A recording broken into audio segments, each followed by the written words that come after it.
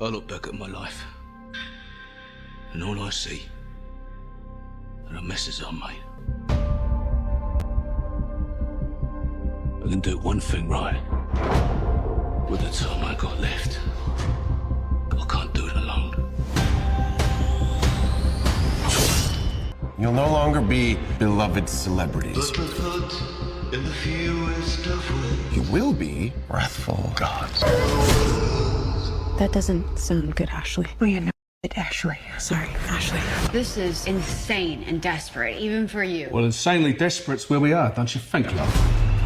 Let's go. That's the spirit, champ. Who wants a creamy, delicious milkshake?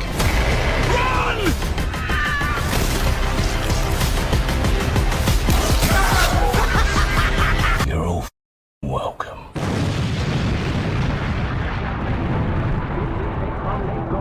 Saturday through Sunday, Monday through Sunday, yo.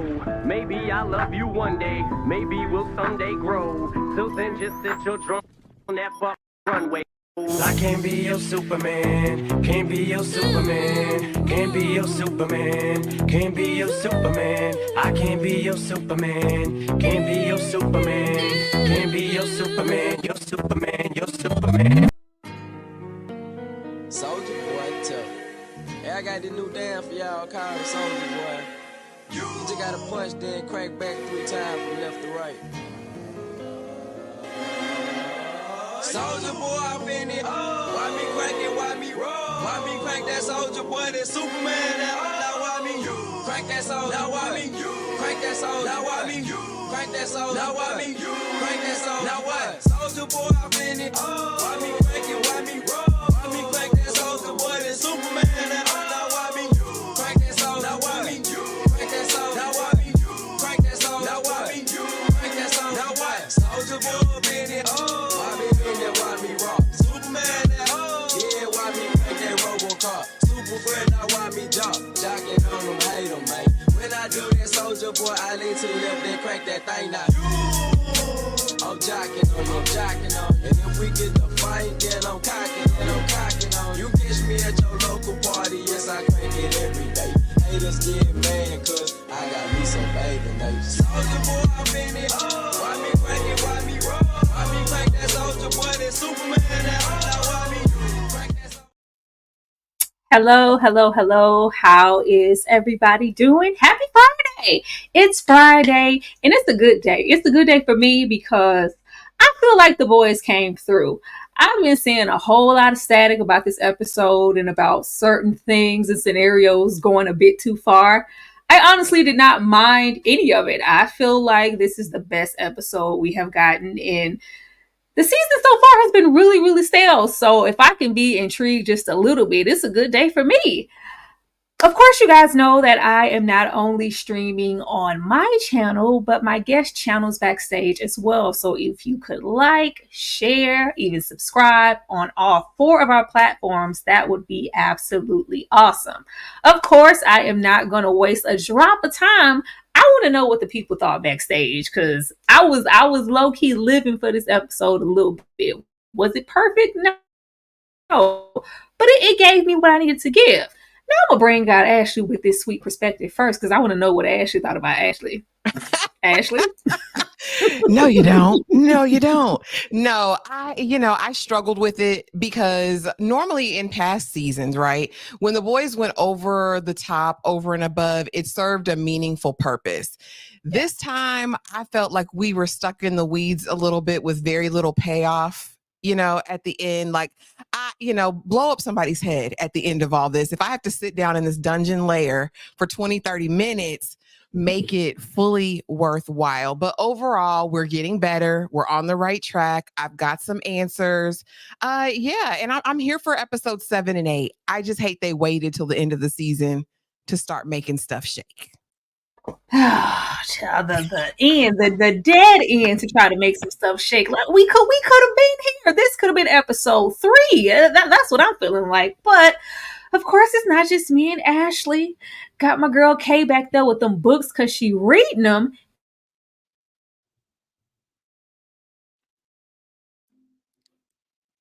Okay, y'all, she gonna come right back up. There she goes. There she is. Okay. Can y'all see me? Can y'all hear me? Yes. Yes. This episode was so unhinged. That's the word. Unhinged. There we go. Unhinged. Unhinged. Is it a good unhinged or a bad unhinged, Kay? It's a weird unhinged. I won't bring back the flying sheep. Bring them back. You prefer the last episode to this one? Mm-hmm. Wow! I just knew it was all gonna be here in unison and with excitement. So much more happened in this episode than that last episode. Like we moved somewhere, we went somewhere this episode. The story moved. You know what? I'm about to tell you what I want to hear.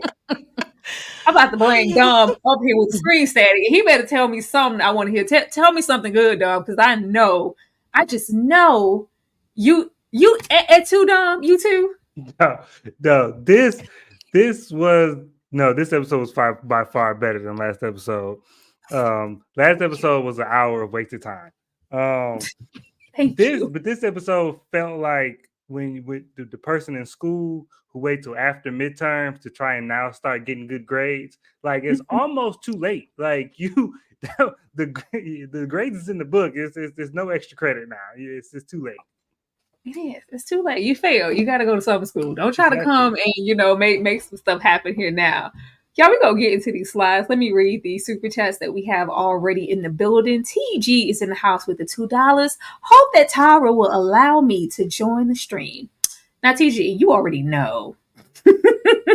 You already know I am not one to be bringing the subs on. There's a certain place, time, and live for that. But just bringing somebody in. Now, if you have your channel and you putting in work and I'm seeing your videos, you are more than welcome to join. But we're not just hopping on to here. There's another place for that. But I love the $2 though, and I love you. Thank you, TG. Thank you. Dang, C is in the house. This episode, what? Well, there was a lot of ass in this episode, though. This episode was ass. It was weird for no reason. Is the boys not weird? I'm just not understanding you guys. Like, oh my god, like this was just so disjointed from what we revel in certain things longer than we needed to. Absolutely, but this is on par with the boys for me. I wasn't like shocked. I don't know, y'all. I don't know. It wasn't weird for me. It wasn't. Not too much. Not too much on this best episode by far that we've gotten. Y'all supposed to be living, but all right, we gonna get into why y'all weren't living for it. I'm gonna go ahead and get Butcher on out the way, old Billy. You can see Becca too. I decided to put this here first because I think we already knew for the most part that Kessler wasn't there and Becca wasn't there either.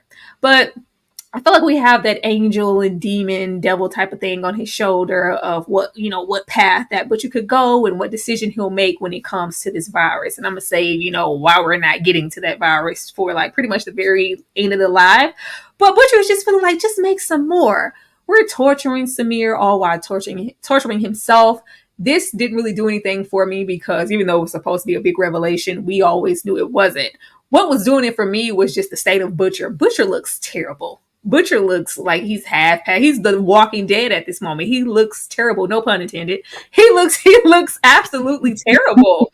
The black mass he's throwing up into the sink, and it's just like at this point, it's not really about the virus and Homelander and Ryan. Are you going to live to see tomorrow? Dom, how did you feel about this reveal? Butcher in his state in the way that he was going at Samir about that virus. So this part I was happy with and I was upset with all at the same time. Because you're right that the reveal that Papa Winchester, who was a figment of his imagination, that we knew that was coming. But I did like how it was revealed to Butcher. Like them going back and forth, and then him turning to Becca and be like, "If you don't shut up," and Butcher's face being flabbergasted was hilarious to me. Like, you was the last one to know. We all knew, and you didn't. You just not figuring it out. But what bothered me was Samir, because why did we have to wait to the end of the episode for you to tell me that you can't do it because to kill Homelander, to make it strong enough to kill Homelander, it's got to be airborne. When I was squeezing your leg and you was telling me it was gonna take months after I gave you a week, that was the time to share this information. You had to wait this whole episode for you to tell me something you could have told me an hour ago. That was the only thing that bothered me about Samir. Yeah, the Homeland is death to all suits. If like you could have maybe saved the pinky toe if you would have told me that sooner. I would have told him that mid chop. I would have been gave him that information. Kay, how do you feel about Butcher and his state in this revelation that we not only got about Kessler not being real, but the virus is a killer of all suits, not just Homelander. It's going to become airborne.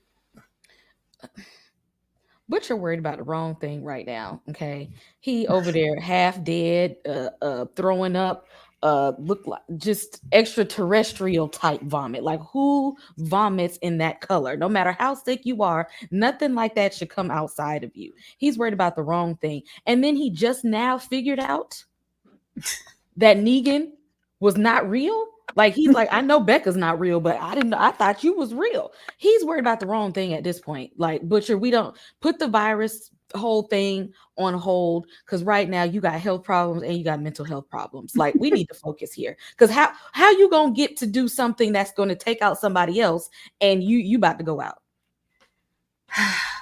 Ashley, how do you feel about this brain tumor that's happening?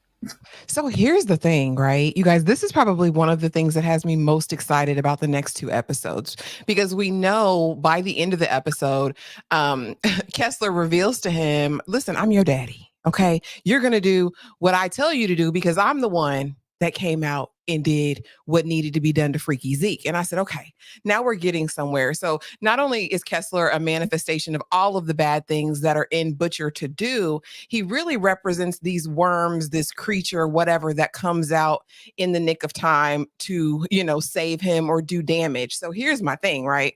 At what point is Kessler completely going to take over Butcher and he's completely run by this organism inside of him? That's the point I want to get to and see how that's going to evolve. I'm super actually excited about that. And will all of that be presented as Kessler going forward? You know what I mean? I'm really interested to see where they go with that. I think it has a ton of potential to be great in these next two episodes. As far as Samir, he down bad.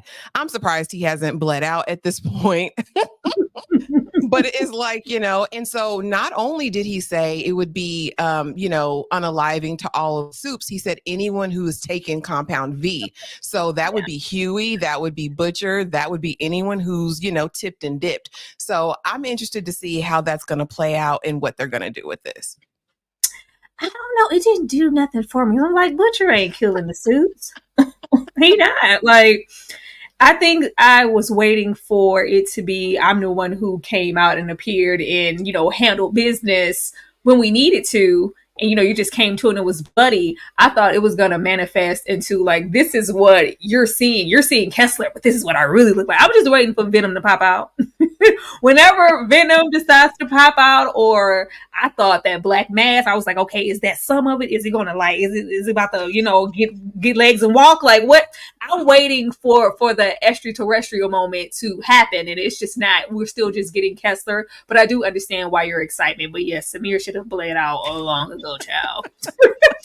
Thank you, Dane C, for the $5 super chat. Thought Tech Knight was supposed to be a fake ass Batman, but when they went to the Batcave and it was BDSM dungeon, get the out of here.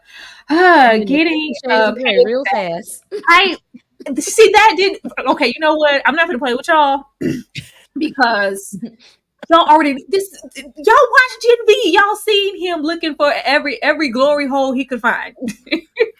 I never thought for 1 second that it would be anything less. Like I knew from the moment that the little what is that web weaver he's keeping a little sex slave just off of GP. Soon as we meet him, he giving I do everything strange for a little piece of change.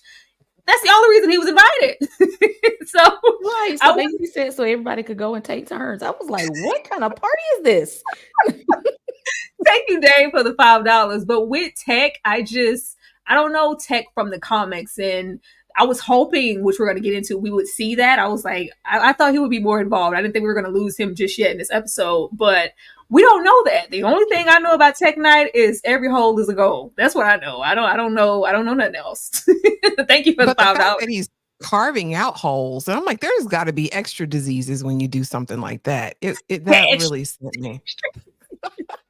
Extra diseases. Okay, I swear. Huey's mom wants to stay close, and Starlight haters gonna hate. Huey Sr. made in Manhattan departure. This is a choice. This was a choice. I'm really trying harder every week to care about Huey's situation. I don't care if his mom is not a supervillain working for V with some secret inner power or just some ulterior motive. I need something because I just don't care. I don't care. Like, shall I throw them little ashes in the street and keep going? I don't care about the haters hating on Starlight at this point. This is just a portion of the show that I would rather not deal with moving forward. But I get that this is a link in the chain of Huey pretending to be okay and he's not. But I'm ready to leave here. If y'all wasn't going to let Daddy Huey run rapid through the street with them powers for at least one more episode, don't give me y'all scattering them ashes in the street. Ashley, what did you think about Huey and his mom and the going home for Huey Sr.? Why are you telling her everything, Huey? Shut the heck. Okay, Huey pissed me off so bad. This is the way that you alienate a character to the point to where I don't care if he's unalived at any given moment. I was hoping maybe he went out in the dungeon. Like, Huey, what's wrong with you? She asked a simple question. He's going to break down the whole crew. Yeah, that's Kamiko. And Frenchie turned himself in because he unalived the world and did all this. And I'm like, why are you telling this heifer this? I still think that there's something super diabolical about her. I do not trust her as far as I can throw her. And as far as the walking tour, the Made in Manhattan thing, cheesy. And why you got your daddy in the Bustelo tent canister? Like, Huey, just stop it. And then the random, oh, you're a baby, whatever to start. Come on. Starlight walking 10 steps behind, like, that's not your man. Why are y'all even there? Like, what's the point of all of this? We do not care. I love the can. It reminded me, you ever seen Due Date with Robert Downey Jr. and he's carrying his father's ashes around that can? That's what it cracked me up for that purpose because I love that movie. Kay, how did you feel about this? I had to unmute myself. What was the reason? I mean, like, what is the whole reason why we're following Huey in his personal life? I don't understand. This is not even relevant to the story anymore. Do y'all just want him to be a star or something? Because this is the part of the show where you go get some snacks, where you go to the bathroom, where you check your messages on your phone. Because this ain't nothing going on that's going to be part of the bigger picture here. This is not going on with the conspiracy and the politics. Ain't nobody using no powers. It's just this is the dead space of the show. We could have skipped it. It has to be here because his mom has to have an ulterior motive, and that's what I'm waiting on. And the longer they keep pushing it off, I'm just getting more and more detached from Huey. It has to be that, Kay. It can't be nothing else. We've been waiting on it the whole time. We've been waiting on it the whole time, and she still ain't revealed nothing. And we're still waiting. You're revealing everything enough for everybody else. Dom, how did you feel about this? The one thing I didn't like about this is the Made Manhattan slander by Huey and Starlight. Made Manhattan is a great movie. It's a great American classic. J-Lo deserved the Oscar for that movie. I will not tolerate Made Manhattan slander from the boys. But the only reason that I agree that the mom has to come and has to have an ulterior motive at some point is because we got rid of one dead storyline already, and I guess we'll talk about that later. But they didn't already push one character off. They ain't even called an actor to work today for this episode. so we still spending time with Huey and his mom. So it feels very CW to me, because if you ever watch any CW show, the villain is always the parent. And so whenever one parent dies, a mysterious new parent or parental figure always shows up, and then they're the villain too. So that is very much giving CW to me, but they just dragging it out way too long. Let this lady be evil or be tied to something with the boys so we can get over with. Because I'm definitely ready for Huey to die. I think that Jack Quaid is using his nepotism to stay on the show because Huey should have been dead. Lord.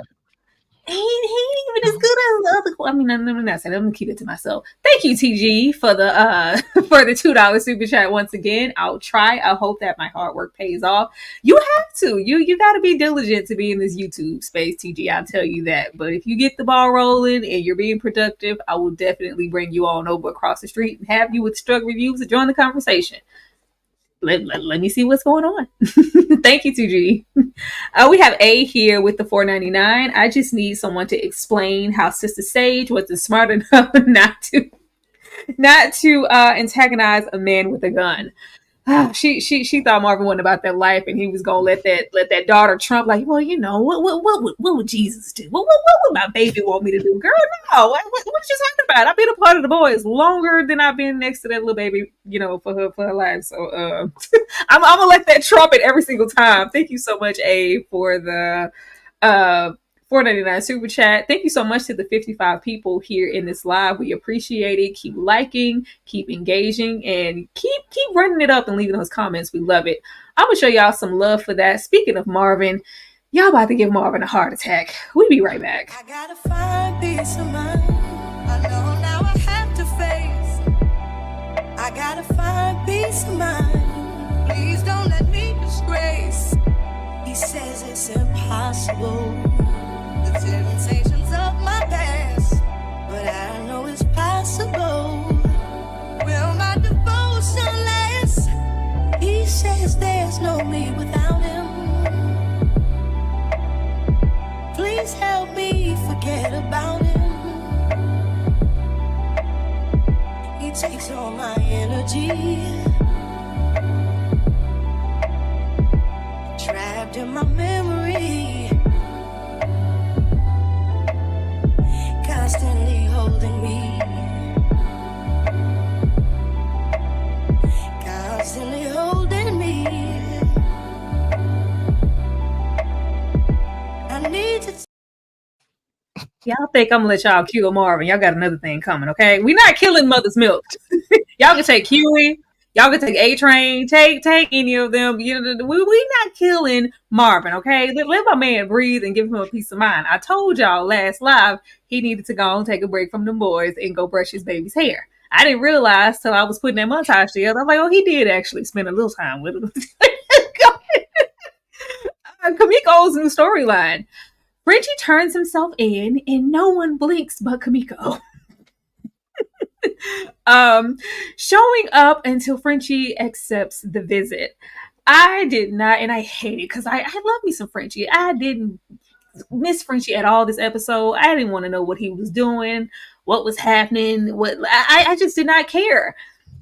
I did want to maybe explore that other side of Kamiko. It's like we just dropped that whole storyline of the retaliation and the girl and the memories. And I don't know if we're going to go back to that. But at this point, it just seems like, oh, Frenchie doesn't want to see me. I'm showing up here every day until Frenchie will accept my visit and talk to me. Kay, I'm going to come to you first. How did you feel about Kamiko relentlessly trying to get in contact with Frenchie? And the crew not even saying nothing. It was just like, yeah, he turned himself in. Nobody gave a damn. Nobody cared. But her. I thought that's so selfish of Frenchie because he is the closest to her and he knows that she doesn't have anybody else. He knows that. And for him to not even talk to her, to see her, to tell her what's going on, it's kind of messed up a little bit. See, Frenchie, we already wasn't feeling you, but him just, pushing her to the side. And he know that she even has a sore spot for losing her own brother. So it's like triggering to her at this moment. And yeah, apparently the rest of the boys don't care about him like we don't care about him. Frenchie, open up the doors for the only person that actually cares. It's only one. It's only one person. Everybody gets one. Dom. Man, look, we talked about it last live when Frenchie was in the episode how they need to get rid of him. And when he turned himself in, I knew that they was putting him in the corner. I didn't think that they was going to actually not show him. I thought we was going to get a couple scenes of him in a cell doing push-ups or contemplating. They didn't even call him the set for this. Which just goes to show how irrelevant this storyline is and how they don't know what to do with them. They're like, we just need you to sit over here for an episode or two. And then, but to me, what they messed up at is, to me, the point of that is to streamline the storylines. Or if you're going to take out one person, it's supposed to give up some room to explore the other characters. And so you got Kimiko, whose only job is now to pine over. You might as well kept Frenchie in the episode if all she gonna do is pine over Frenchie. Has she been back to the therapist to get to with the speech therapy? What about the revenge people coming after her? I don't know what's going on in her actual storyline because we ain't been back to it. And so it was like I understood from a narrative perspective why we had to get rid of Frenchie because he was irrelevant, but you didn't use the space to do anything with the other characters that you got. And yeah, all of them are trash because they know what he did, but they didn't want to check in on him. And this is why, the boys is a trash team, because the X-Men, which is a family, Beast turned himself in the cartoon. He turned himself in. They broke him out of jail. They bust open the jail, and Beast was like, actually, I'm here for a reason. Y'all let me stay here. And then they had to let him stay here. But they still broke into jail to try. They was like, hey, we can't let the boys stay in here like this. The boys is trash. They got the whole CIA funding behind them. And they was just like, yeah, he went to jail for that mob stuff. Then we're going to let him sit there. Moving on. We got other stuff to do. With this, which would be tired to me, because this is like, we got to do all of this to come full circle back around to this moment. I was like, are they trying to tie him being in prison to what we get later with Tech Knight and him being in the prison industry or whatever? Because he was in that prison that Tech Knight people own. Yeah, V and Homelander's plan to work with Tech Knight in the prisons and whatever. Are we going to tie that back to that? That was a big circle to make just to do that, if that is what this is for. Ashley? Yeah, I really wish they would have just taken Frenchie out either by his own hand or someone else's, because I think it's a disservice to Kamiko's character for her to be completely centered around Frenchie and what happens to him. Like, she has so much potential as a character to do greater things than babysit his memory. You know what I'm saying? Because he's refusing to see her. These are just wasted scenes. And I want to say we went there, twice in the last episode? Like, child, who cares? And Tremaine Scott, shout out to you. She said the same thing, Tyra, that they're probably going to put him in one of those internment camps, which will be using his knowledge, his skill to accomplish whatever purpose. He would have been better off gone. I would have rather said goodbye to Frenchie, had a little service, some, soul singing and, wearing black. I'd appreciated that. But yeah, I don't like this for Kamiko. I don't like it for the show. Get rid of him. Oh boy. Thank you so much, TG. Tyra's been my big inspiration for me trying it. Whoever is your inspiration, that's the main thing I tell anybody about YouTube. Just don't wait. Just start making videos and post them, because I think I postponed it way longer than I should have starting the channel. Thank you, TG, for the $2. And we have another one here. Dane, I already see your comment. Marvin Mother's Milk is on Ozempic, hits the panic attack. I'm just not gonna play with you in here. Don't. And I see the one underneath. Am I just joking? Thank you, Dane C, for the $2. We're gonna move on. We're gonna move on. Dan, you already know how I am. You send another $2 with a proper apology for that, because I ain't like that one. Don't do Mother's Milk. He said he on his health journey. Let me go on. Don't put your head down, don't do. Yeah. Speaking of Mother's Milk, y'all got me breaking out in hives. Now, last episode, he was breaking out and y'all got me stressed. Not only are we getting into Huey, we're prepping for this mission and Huey's okay. This is where the boys let me down every time. Like, when has Huey ever came through? Why do we keep making Huey the main guy? Anybody could have put that funky ass suit on. Anybody could put that suit on. Like, y'all would have had better luck putting Kamiko in that suit. Anyway, Frenchie, see, this is why we need you to be out. Well, no, you on drugs. You couldn't put the suit on either. Marvin's trying to find his tranquility. A-Train is acting surprised that there's any repercussions for him becoming an op. And we also get into Tech Knight's all-white party. How are we supposed to do that? Now, leaving this is where they had me messed up. I do love the running gag of Marvin being a germaphobe and us constantly putting him into situation where y'all trying to hurt my boy. Mm-mm. Yeah. Lubricant, please. Operation Sedate Web Weaver and take his costume the way this would have been a job for Huey. This is a Huey job right here. You get in here and do this. The way I would have called for Huey, because no, not only do we have to inject this into this man's anus, but we get a little confetti shot. We get some confetti on our face. Even thank you. It was at least it was the web and it wasn't the other confetti. But still, I don't need that, man. I don't need that in my face.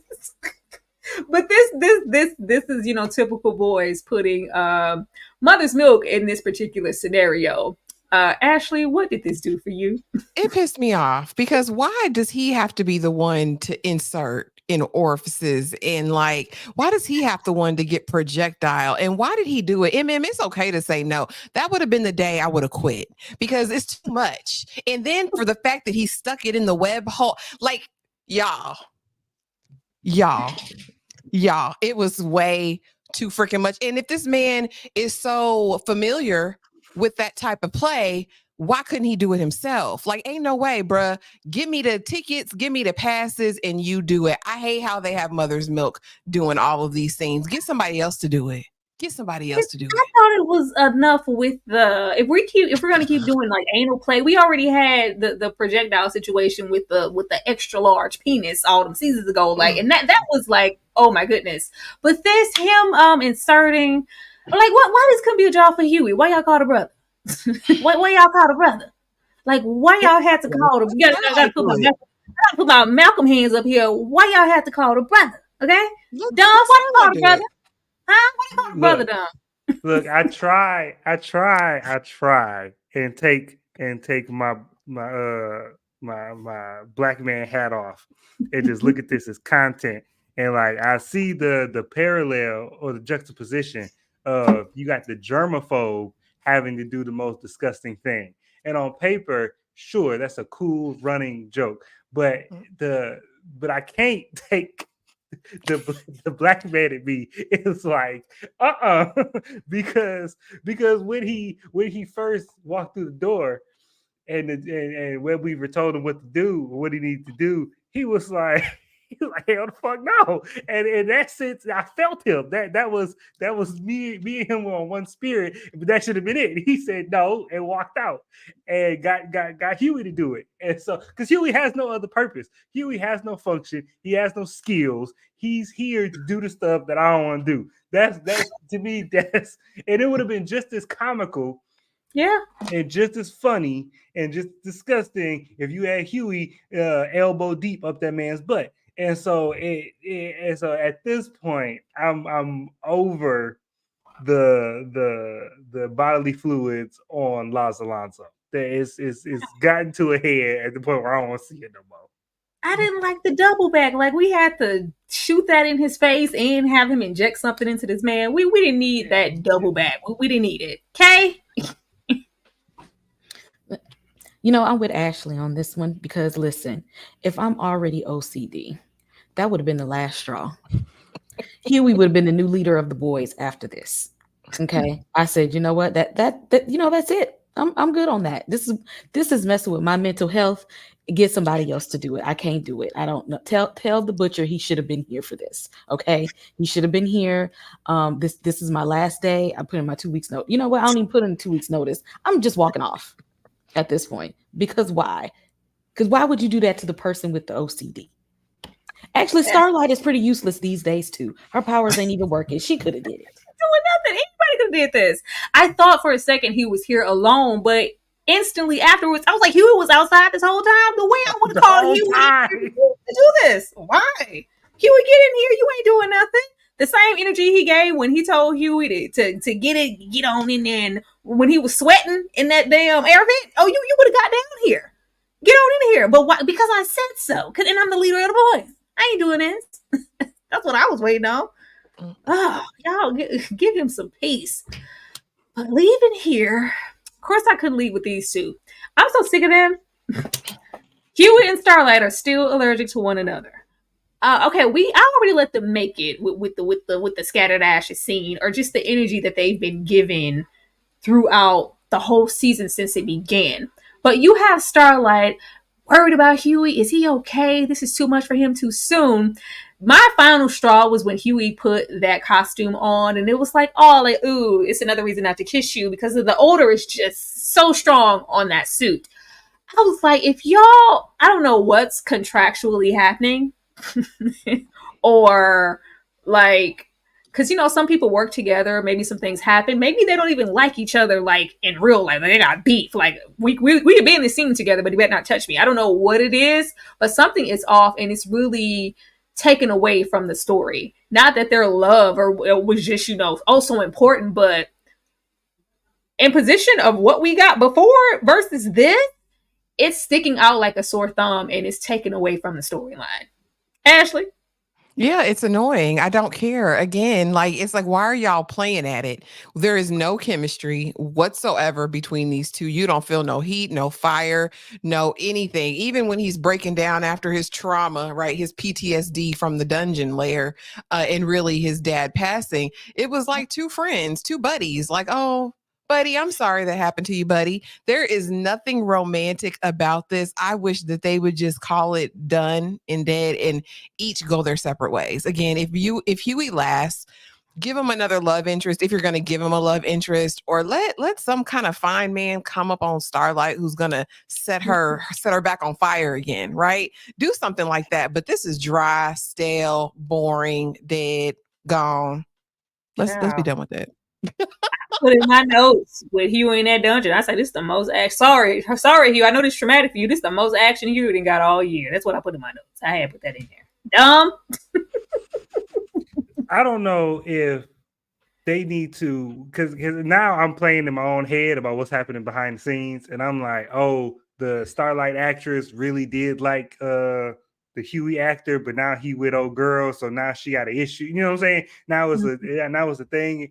But whatever happened, I'm not a big fan of letting real life play out on screen. Like when two people are in a relationship in real life, that don't mean they got to be a relationship on the show.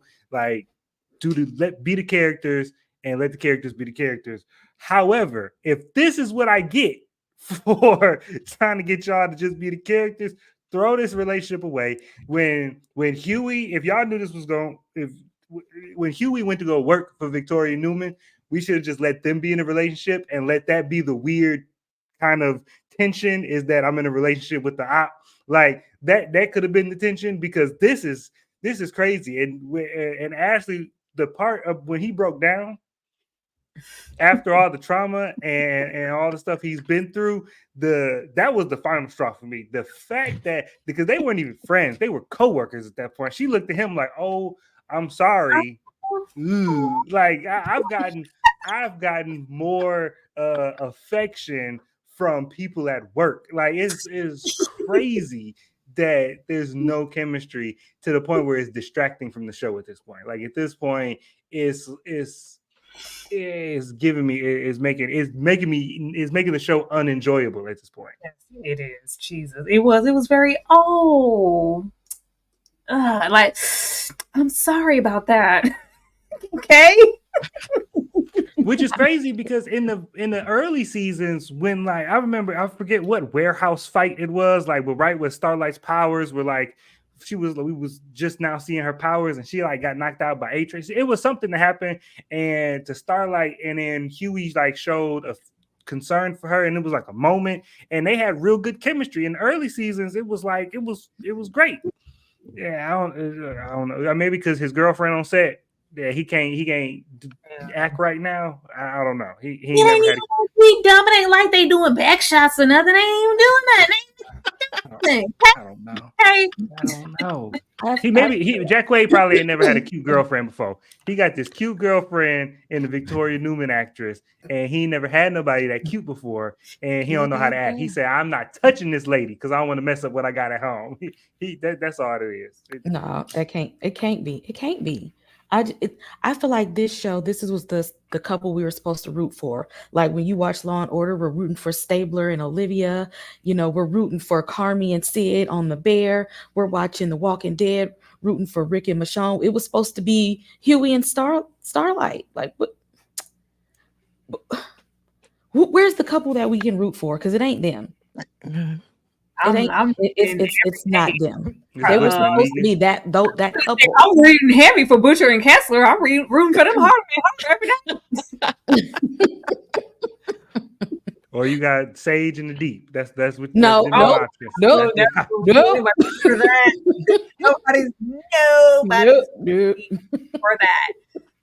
So we get ourselves into this all white party, infamous on white. And when I say all white party, we are not talking about the physical attire. We talking about all white people in the function.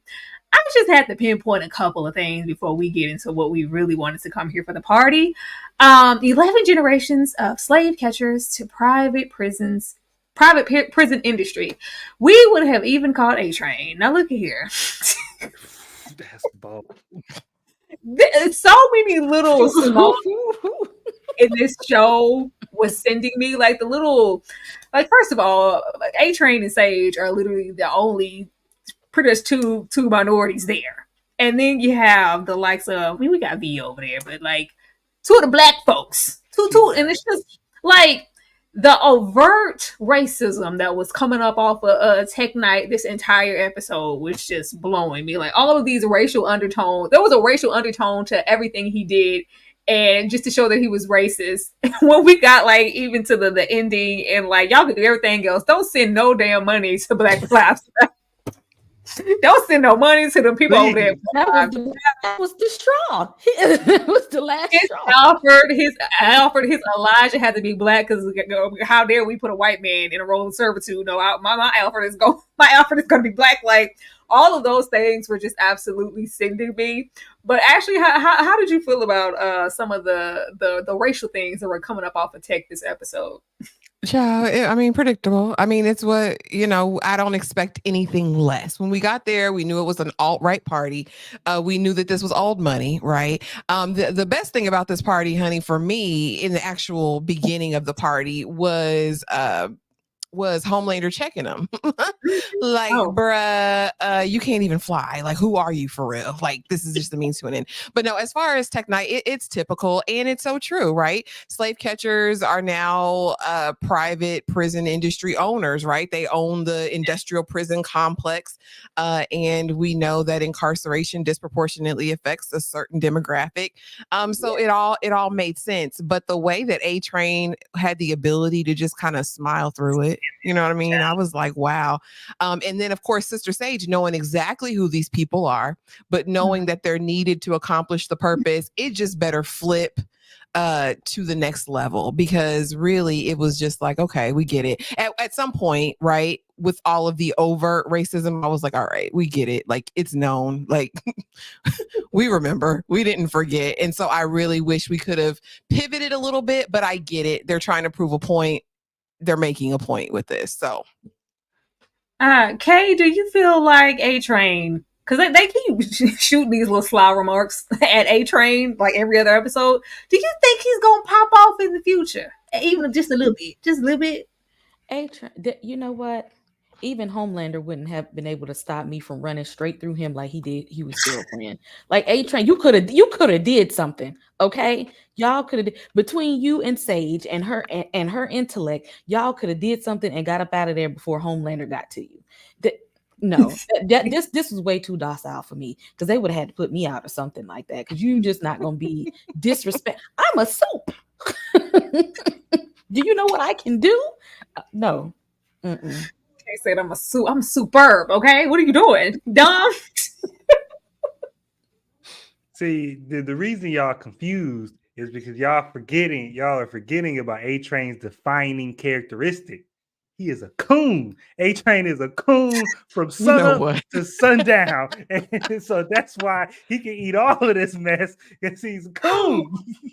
and the only reason he had that frown on his face is because he left his top hat and tap dance shoes at the house. That's the only reason he was upset. Y'all, it was at this moment that I forgot how much Dom hates A-Train. I forgot. My bad, Dom. I would never forget again. I would never. This man. I would never forget. I was watching this scene, like, yeah, he saying that to the right one. He couldn't say that to no other black person in this show, but he can say that to that one, because you about right. You wouldn't have to catch him, because he'd be the one helping you catch him.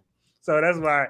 You know what? You're right. You're right. You're running them down. Turn up. I shouldn't expect anything out of A-Train, especially the moment that we got like AD gone over there and give A-Train some top because I said so, and it's just like, y'all just gonna let this happen? Like, stand up. Come on up. Get up.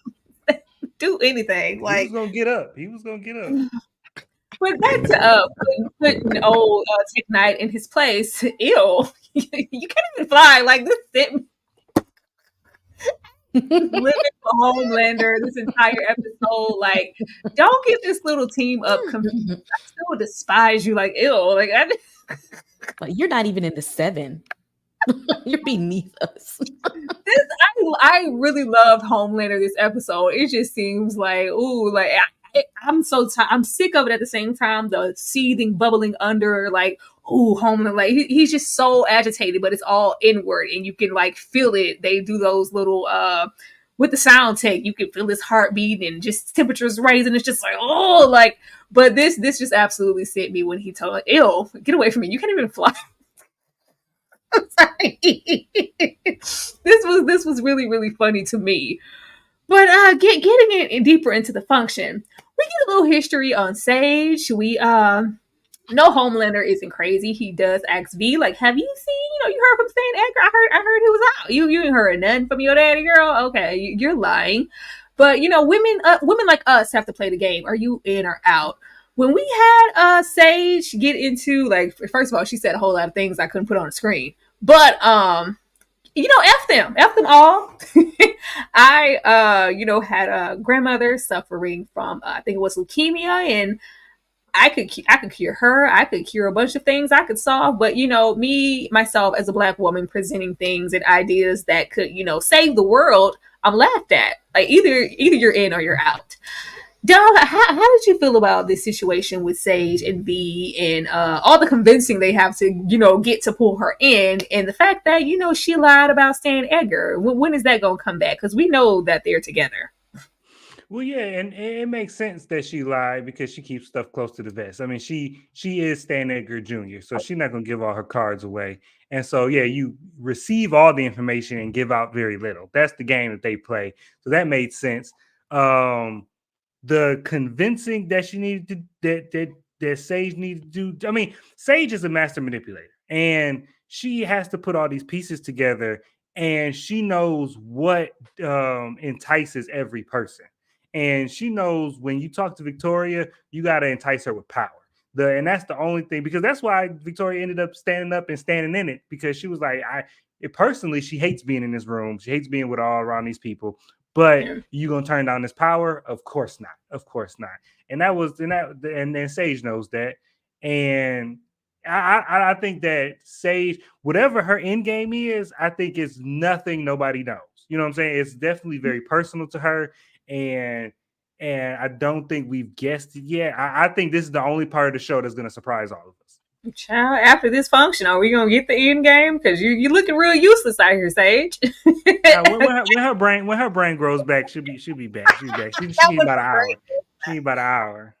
Ashley, how did you feel about this? And what role do you think Stan Edgar is gonna play? Because Victoria can team up, but we know how, Stan's position when it comes to Homelander, or trying to side with or control him. He's on some whole other things. Like, what do you think's going to happen here?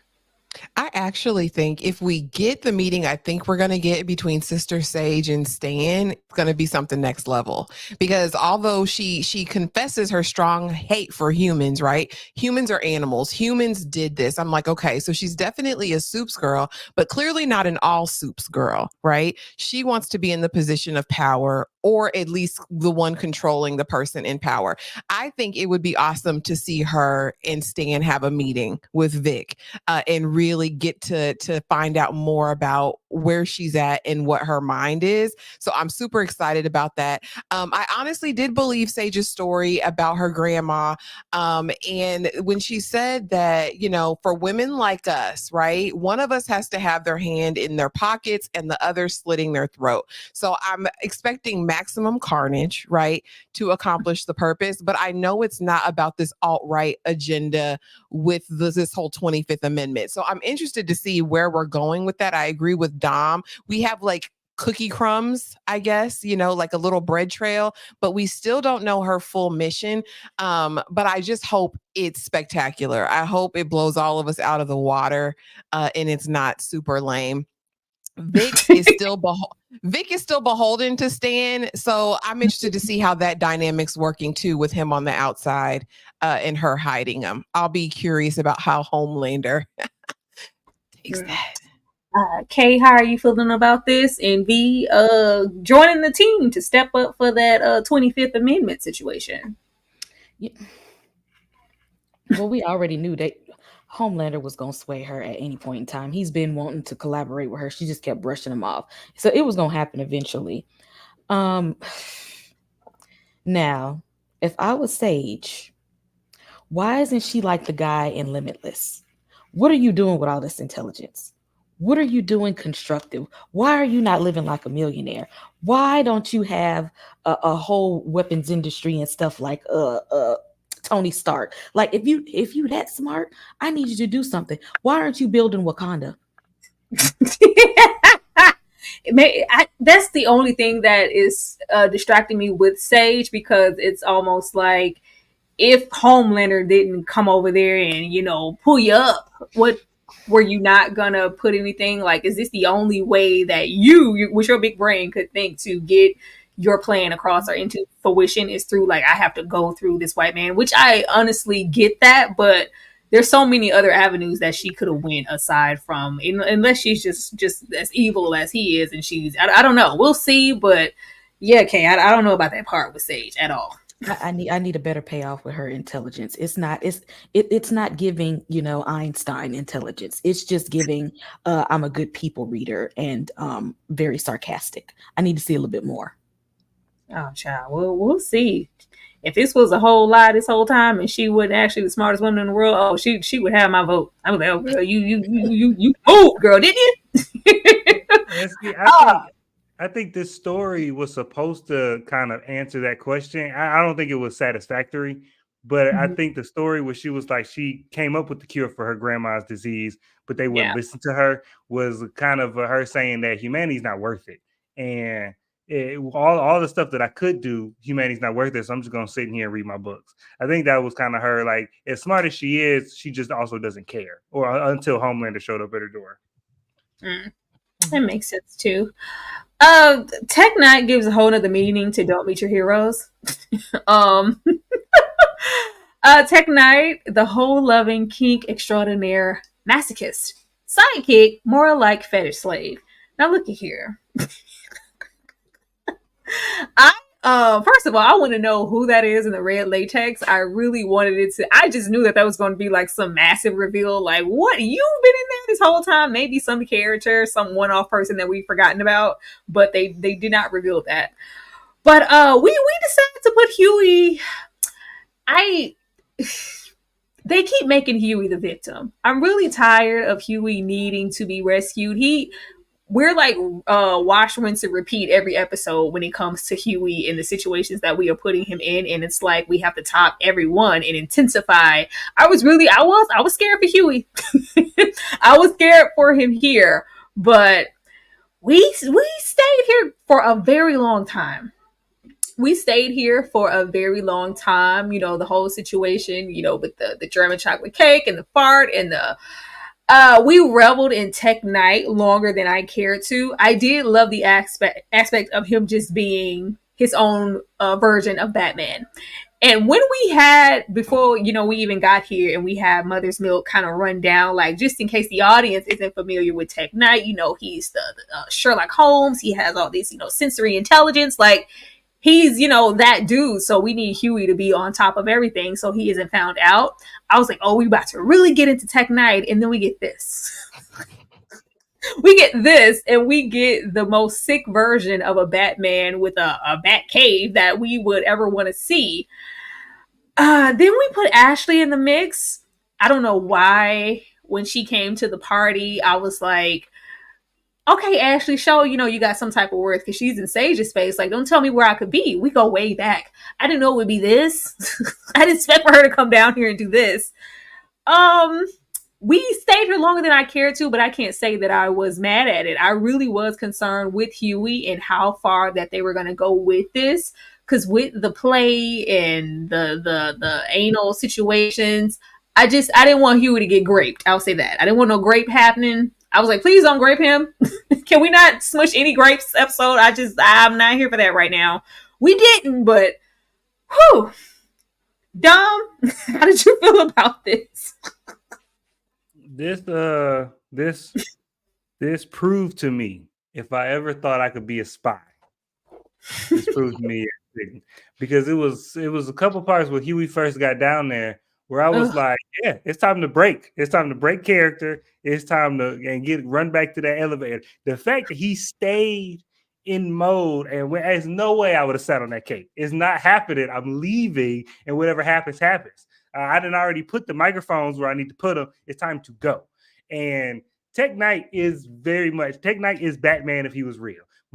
To me, Tech Knight is more realistic Batman than Homelander is a Superman. Like, if a white man came from this old ass money and he grew up by himself in this big old house, he'd be really racist and really freaky. Like, that to me is the epitome of a real. And he even got a Catwoman who comes in latex. Like, he's definitely Batman to the nth degree. We stayed here way too long.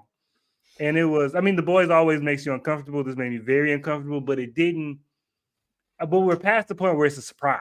You know what I'm saying? It's past the point where it's like, oh, this show keeps surprising me with how far it'll go. I wasn't surprised that we went this far. I was just surprised we stayed here this long.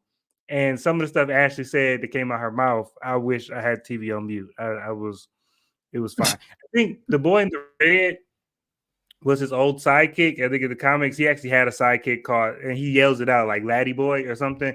But that was just his old sidekick from the comics.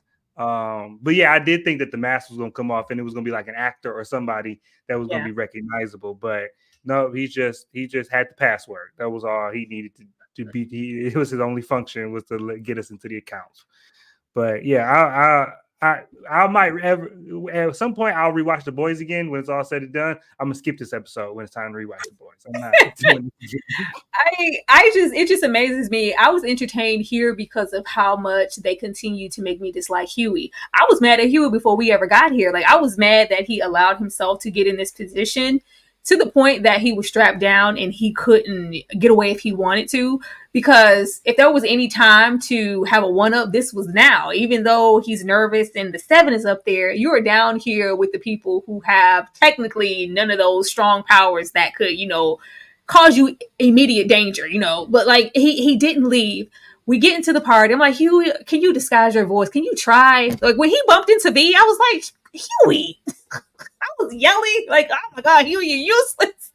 When he bumped into her, we're not even trying to disguise the voice. He's just there and, hey, can you have one job? And he just was being led. And I'm sick of him getting himself into this position, but I didn't mind this, but I can say that this better be the last time that we see Dominatrix Ashley. I'm not invested. Okay? Number one, with no grapes about to happen because Huey took himself down there voluntarily because he wants to be a hero. Nobody told him to sit his ass on that chocolate cake. Huey, you did that. Okay? You didn't have to do that.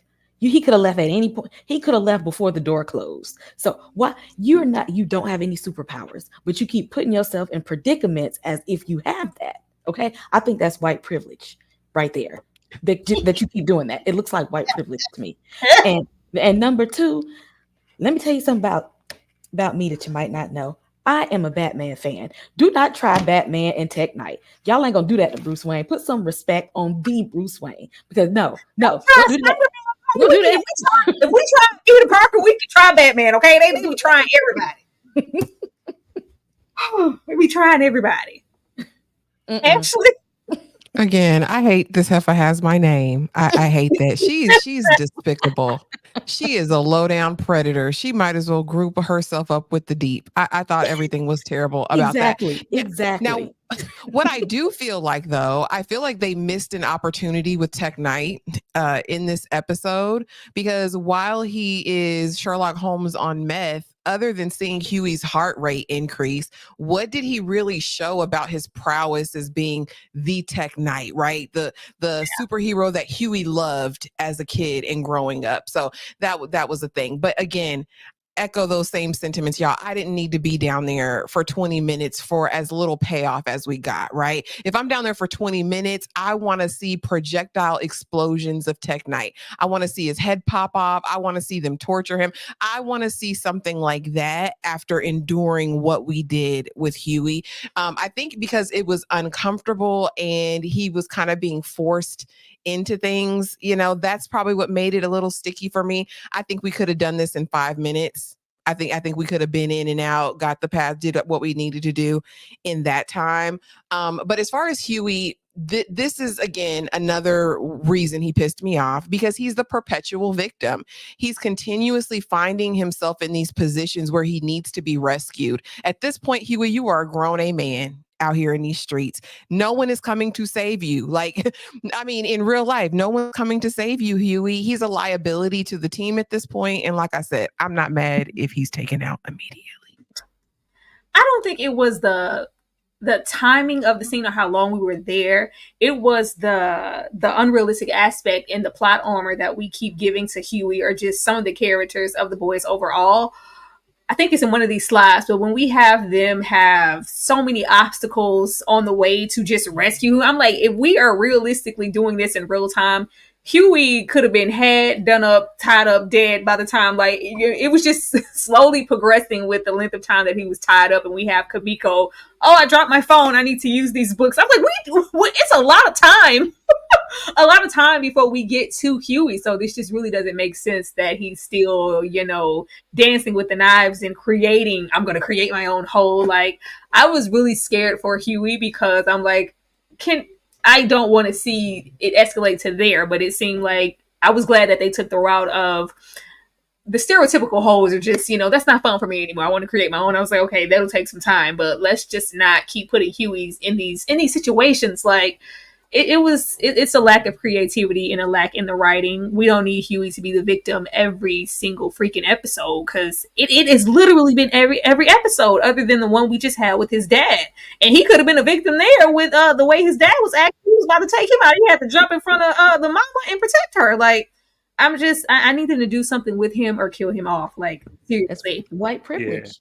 Yeah. How do you get in that many dangerous situations? You have no power, you act defenseless, and you make it out every time, and they still recruit you to do this stuff. They know that you can't really fight like that. They know you ain't got powers. They know you're really not that smart, but they keep letting you do it.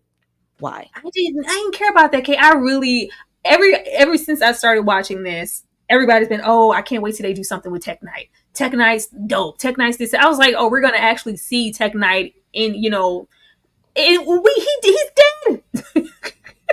He's dead. So we only got to see the sadistic part and not even, the Bruce Wayne-ish aspects of him.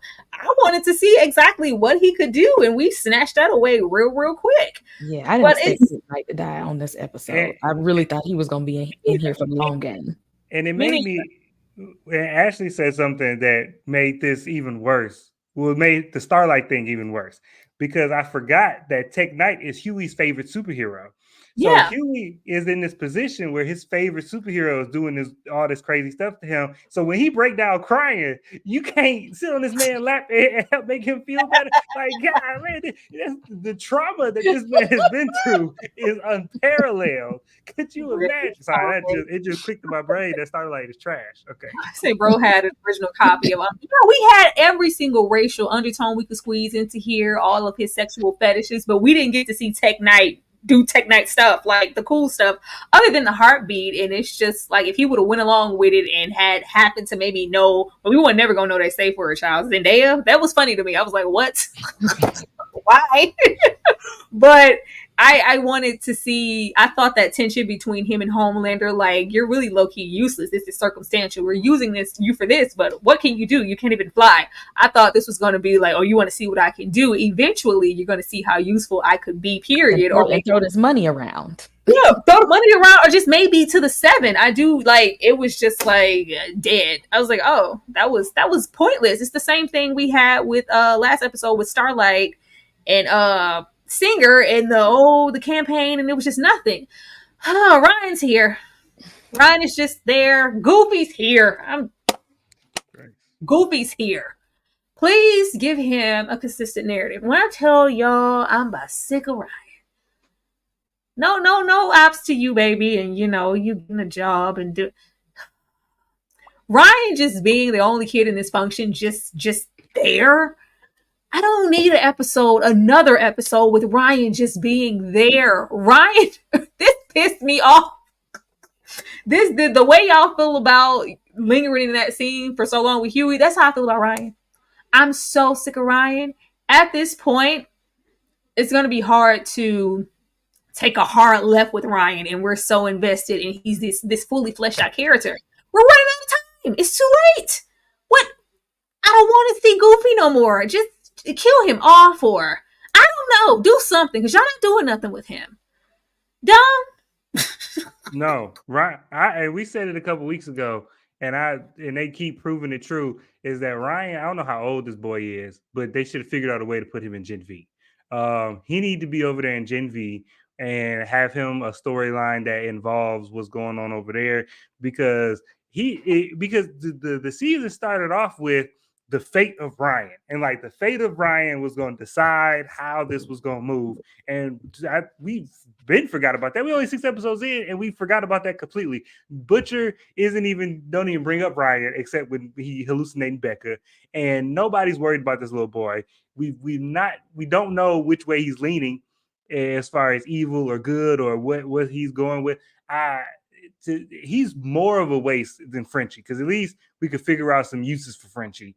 But he's literally just taking up space at this point, because I want Ryan to be, because the concept is cool. The concept of a Superman son and trying to figure out how to make him good or make him bad is an interesting concept on paper, but they've just done nothing with it. And it is, I'm bored by Ryan. Every time I see his little face, I'm like, y'all doing this actor dirty by paying him just to stay here for me not to like him. I don't know. I've been waiting for them to bright burn Ryan for 6 episodes now, and we have yet to do that. I've been waiting. Nothing's came into fruition. Ashley? Yeah.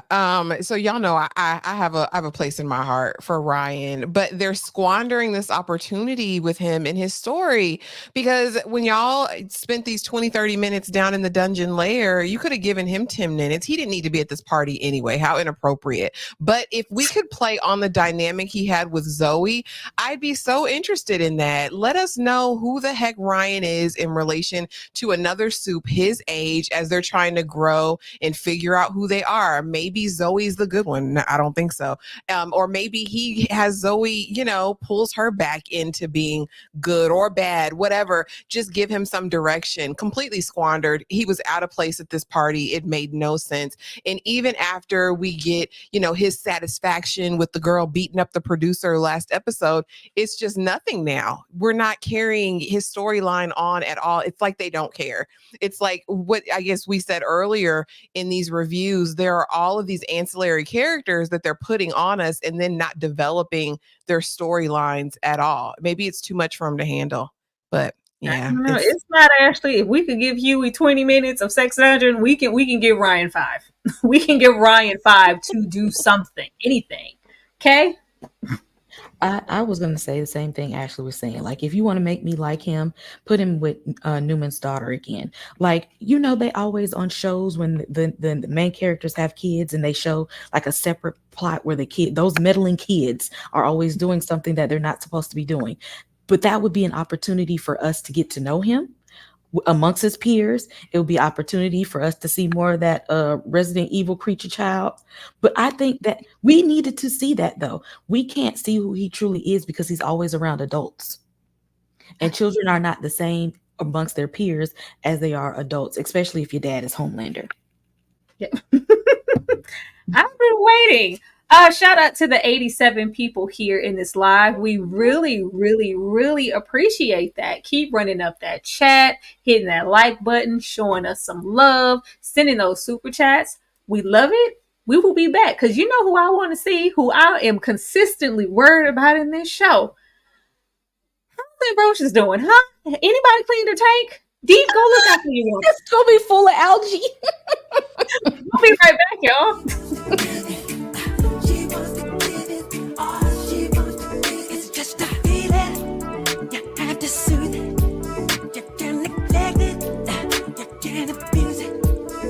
Just desire, you cannot waste it. Then if you want it, then I want you to taste it. She wants to give it all she wants to give it. She wants to give it all she wants to give it. She wants to get it, yeah. All she wants to give it, she wants to give it all she wants to give it. One thing in life you must understand: the truth of lust, woman to man. Just open the door and you will see there are no secrets. Make your move, set me free. Because there's something about you, baby, that makes me want to give it to you. I swear there's something about you, baby. Oh, yeah. Just promise me whatever we say, whatever we do, each other. For now, we'll make a vow to just keep it in the closet. I love y'all going in. Y'all can't stand the deep with every time I play that one, y'all gotta go in on the deep every time. Not letting up. Oh, but yes, y'all keep running it up and showing us some love. Absolutely, absolutely love it. Speaking of the deep, because I'm a peacock, you gotta let me fly. That's the only thing that popped into my head with this. shout out to the other guys. This was funny to me. Noir is just like, I'm just not really vibing with anything going on here. They're constantly forgetting about us. We're an afterthought. They don't think we're, smart enough or capable to do anything. I can fly. Did you know I can fly? I can fly. I can do other things. It's just like, you know what? I'm gonna go join the circus. I'm going to go Circus Olay in, Missouri and live my best life. And they're going to let me sing and they're going to let me fly. And the deep is just like, why didn't you come to me? Why didn't you ask me? Why didn't you talk? It was just all of this. I was like, I don't remember them being that close, but maybe I missed them episodes. But the deep go off on this tangent about violence being power, and I'm like, are we about to have an escalation of the deep? Like, it just didn't come off well to me. When did the deep ever execute any violence is power scenarios without somebody else forcing his hand? So I was like, what is this? what do we have in this moment with the deep for? Now, Noir, that's hilarious. Well, what are they going to do together? Ashley? Nothing. Be silly and slow and be taken out, and Noir be replaced. Noir be replaced by another black Noir. Like, come on, Branson. I was like, Branson, come on, my guy. But Noir was cute. I was here for, I'm gonna take this mask off. Deep, don't take your mask off. They're watching. He's like, man, they don't give a darn about us. We sit up at the headquarters alone. We wasn't even good enough to come to the party.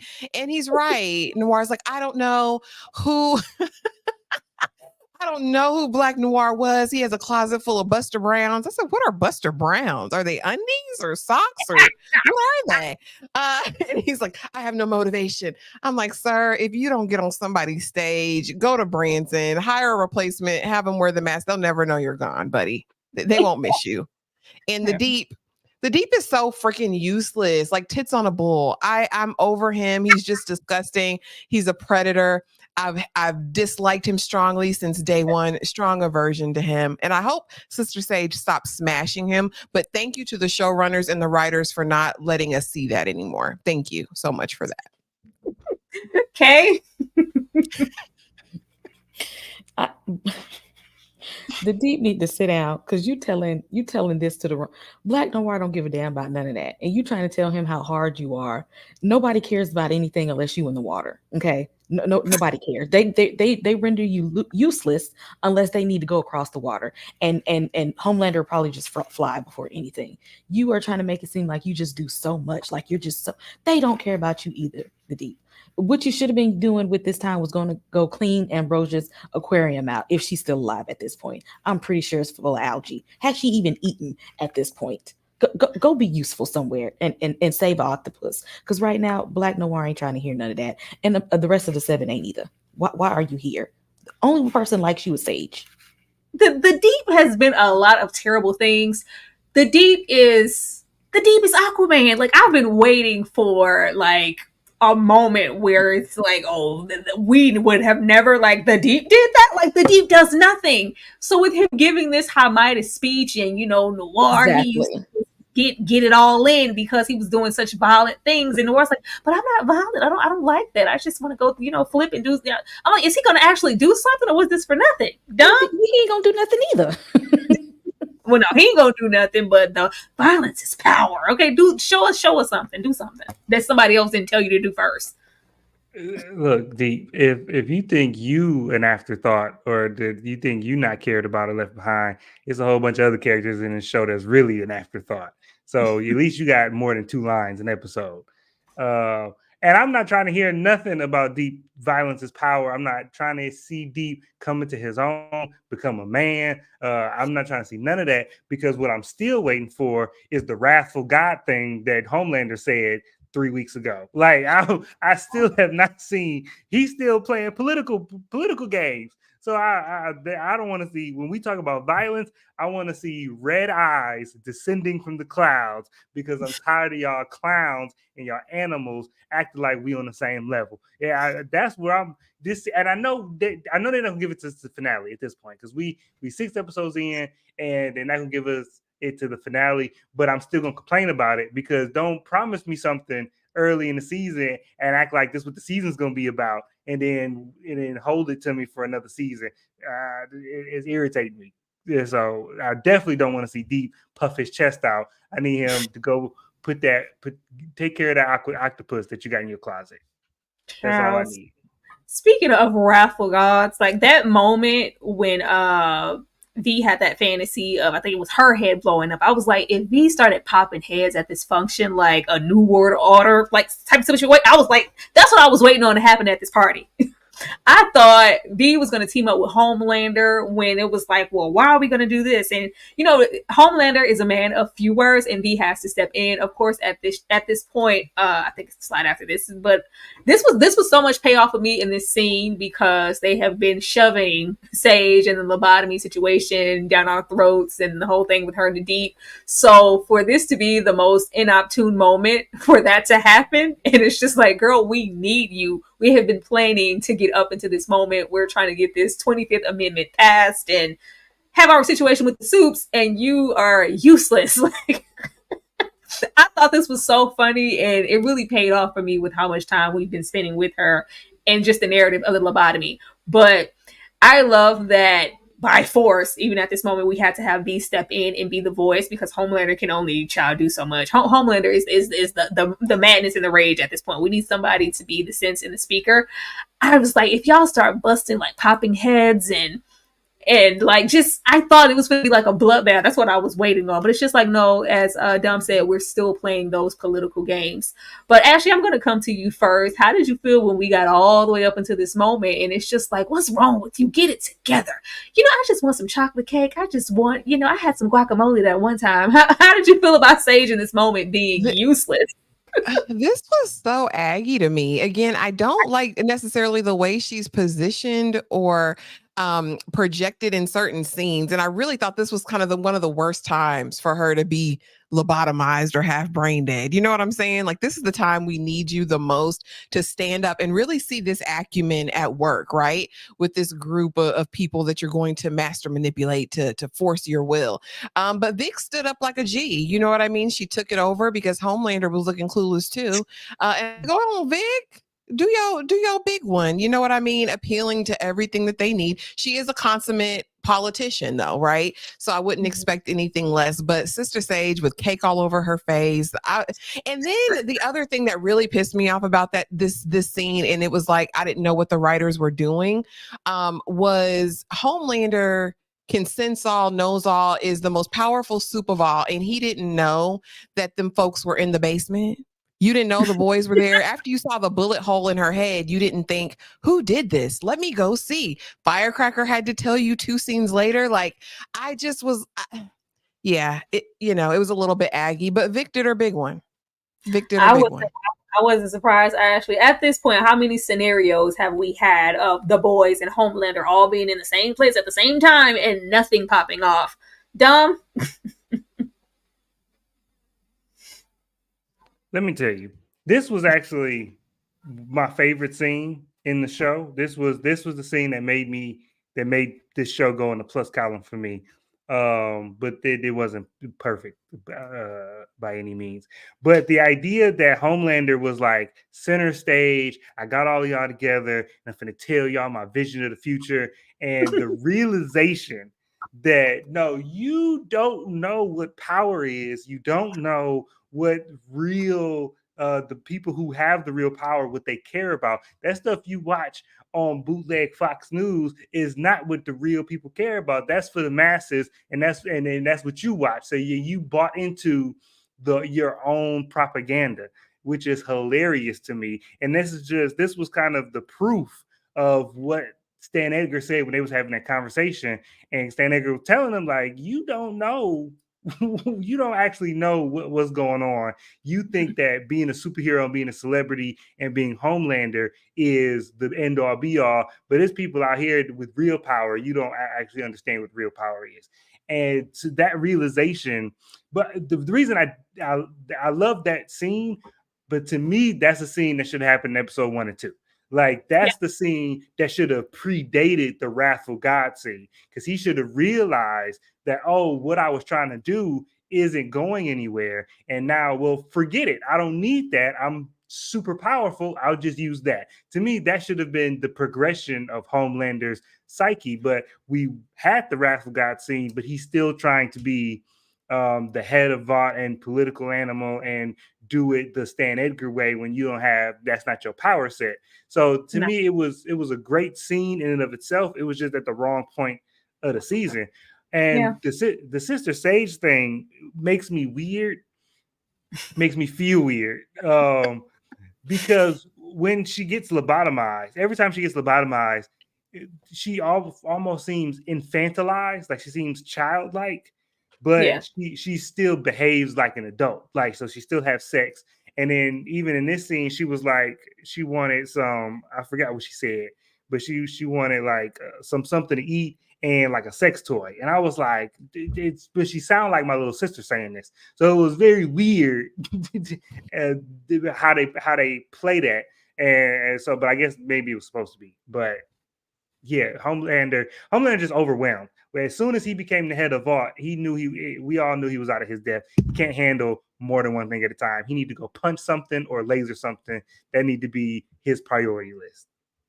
That's where this was supposed to come in. We were supposed to do it in this room, and we ain't do nothing. This was the perfect time to be a Wrathful God. Okay.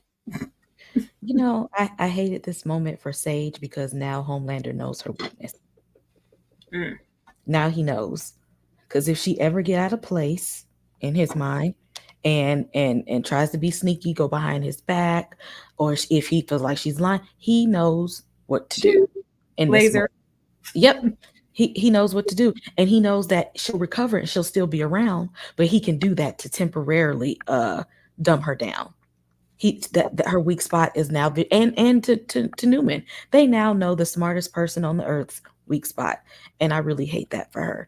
And I need her to be more limitless at this point. Why are we not living our limitless life? And she should have money stashed away. She should have best-selling novels. She should have invention patents. She should have cures and everything. And even if they didn't accept her because she was black, that's when you get a pseudo name and start publishing some stuff. Like there's a way to get past this stuff with intelligence. And it's like we're wasting away at her intelligence part, but y'all have already shown us her weakness. And y'all are going to use her weakness now more than her intelligence. That's what I feel. Thank you so much, Cassiana Stewart, for the $9.99 super chat. Tell my nephew I love him. Thank you. Thank you. I appreciate it. Thank you. Yeah, I'm just waiting for the payoff with Sage, and it's not unfolding the way that I thought it would. So it's making me question exactly what they're going to do with her, because from this scene and her just being rendered useless, this is going to create distrust and mess up the whole little dynamic that she currently has with Homelander, where she's the mouthpiece and in the position of power. If he can't trust you, he's going to kill you or put you to the side and leave you over there with the deep and noir. So we'll see. we will see what happened. But I did love this scene. Busting some heads would have made it even better. If y'all don't get with the program, this is going to happen to you too. Sign it. That's what I wanted to see. We also have this. I did it, and I'm sorry. Firecracker feels like an outside. We have a lot of Firecracker. Just what did she say? Sunny D and Everclear. A whole lot of. I'm white trash. It was giving that in the function, and her just being othered. I'm just feeling othered here and where I need to make, get myself work, get my foot in there. And she saw an opportunity this episode and took it.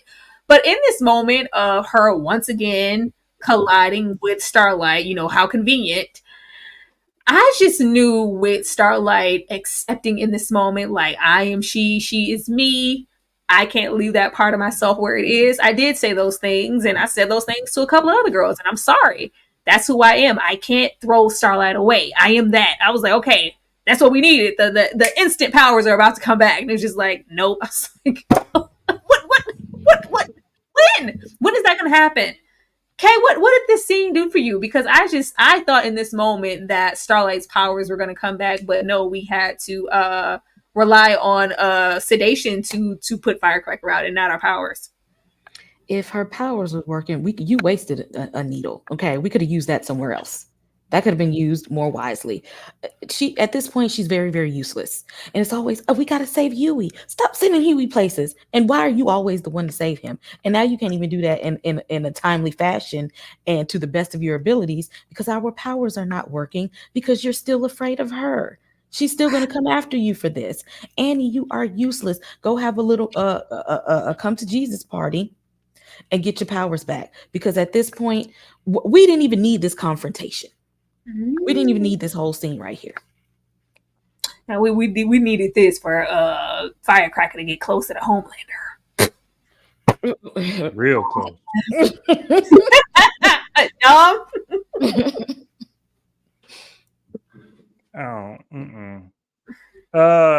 don't like this. I do think that was the only point of the scene. And honestly, I still don't think you need the scene. I think the Firecracker scene that comes later could have still happened without this scene. The Annie thing, all this scene did for me was remind me that her powers don't work, because we pay so little attention to her storyline that I forgot that her powers was on the fritz, because it's been so long. This is just another casualty of the fact that we got too many characters, and we and the writers don't have enough time, or I don't know what it is, but just they lost the ability to juggle all of them.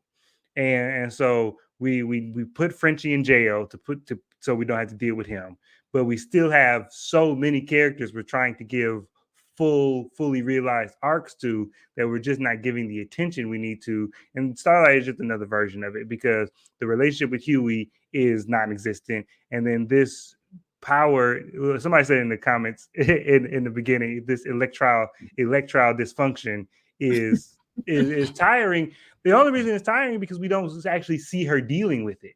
Like, I don't see these quiet moments or these intense moments of self-reflection where she's actually trying to overcome it. It's just a plot point for her not to be useful. And that's and so it gets tiring. Ashley? Yeah, no, like we don't care at this point. Like we get it, right? There's a rivalry. Y'all don't like each other. And I'm just like, Starlight, can you just spark her up a little bit? Like, can you flicker a little bit? Like, come on, did you paint her? But it was cute, stick her in the neck, drag her out the room. But again, a waste of time. Like, no one really cares at this point, unless it's going to be a knockdown, drag out, and you just take out Firecracker. Light her up. You know what I'm saying? Not to be the violent person, but do something. Like, I'm over this. Like, we didn't need this in the scene for y'all to rescue Huey. You didn't have to bump into her. She's the one you bumped into. Like, I really don't care about it. I wish I did. I don't. No, we don't. But you know what I do care about? We got 100 people here in this live. I care about that. We have 100 people here in this live, and you guys already know how I roll. I'm going to show y'all some love. Be cute and make it 101, because that's what we love to see. Starlight, this is what we need from you, girl.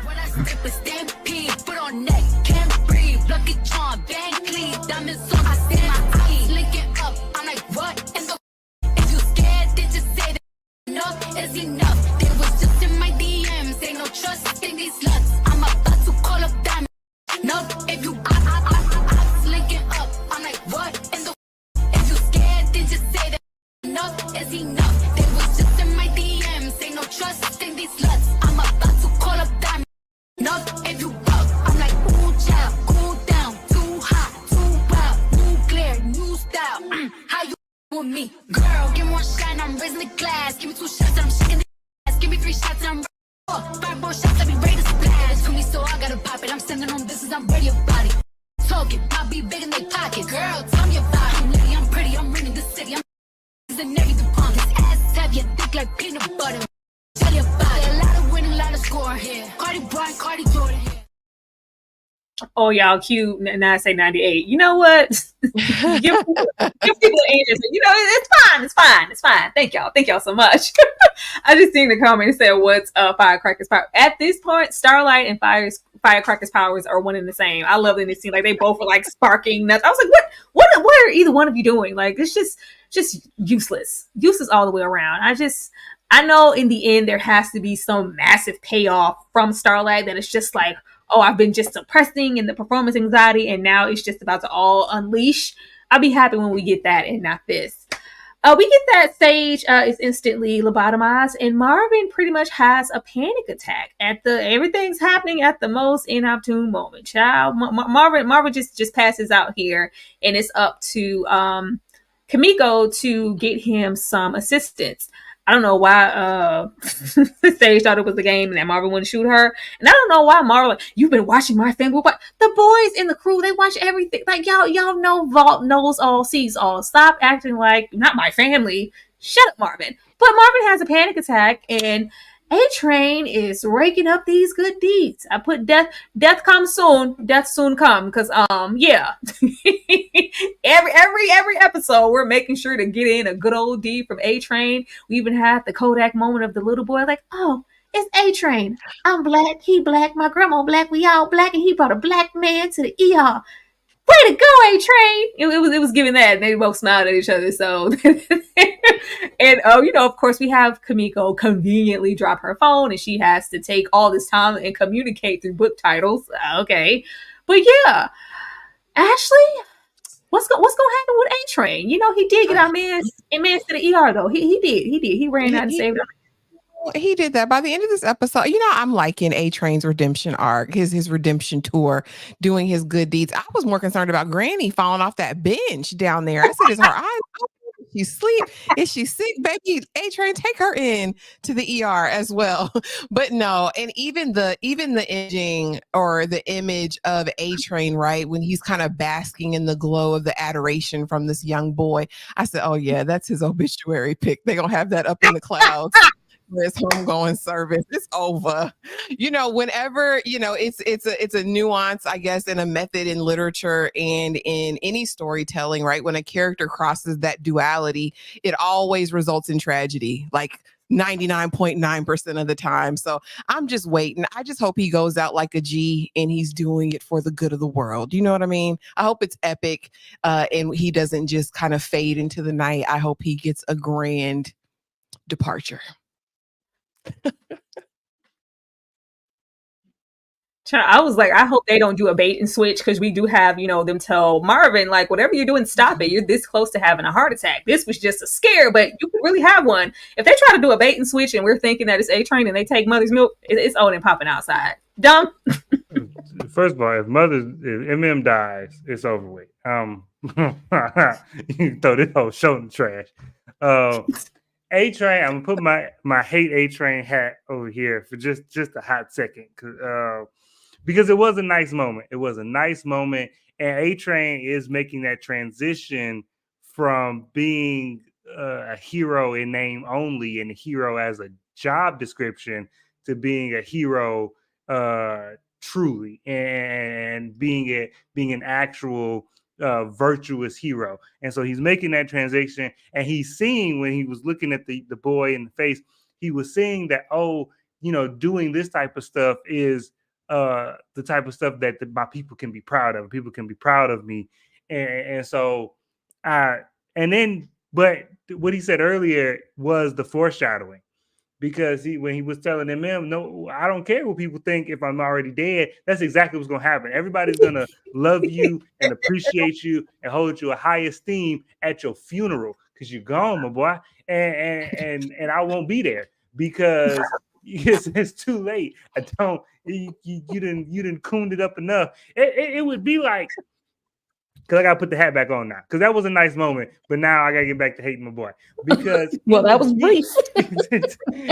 It would be as if the Samuel Jackson character in Django all of a sudden at the end of that movie like switched to Django's side. Like, no, you go lay right there next to Master Candy that you love so much, and we gonna ride off in the sunset without you. I don't need you on this boat. No, you stay over there.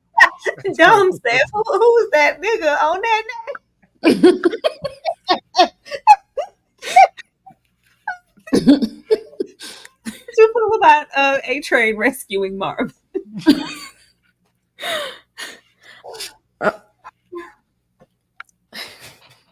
I'm trying to think if it was smart that A-Train did it, because he knows he's going to get caught sooner or later. And why the hell would Marvin go in there knowing that, he's dealing with some things, some health wise? Why would you? How you shoot somebody and then collapse? Are you even built for this anymore, MM? Is this even the life for you anymore?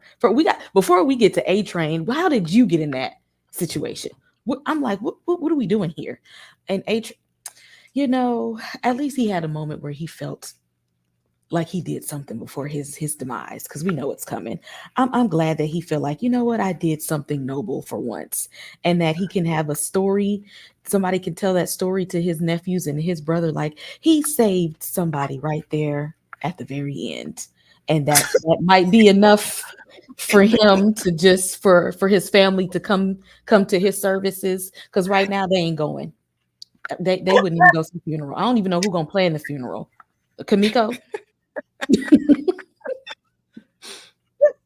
When he put on that dashiki super suit, that was it. I was like, you down the river, my boy. It's over with.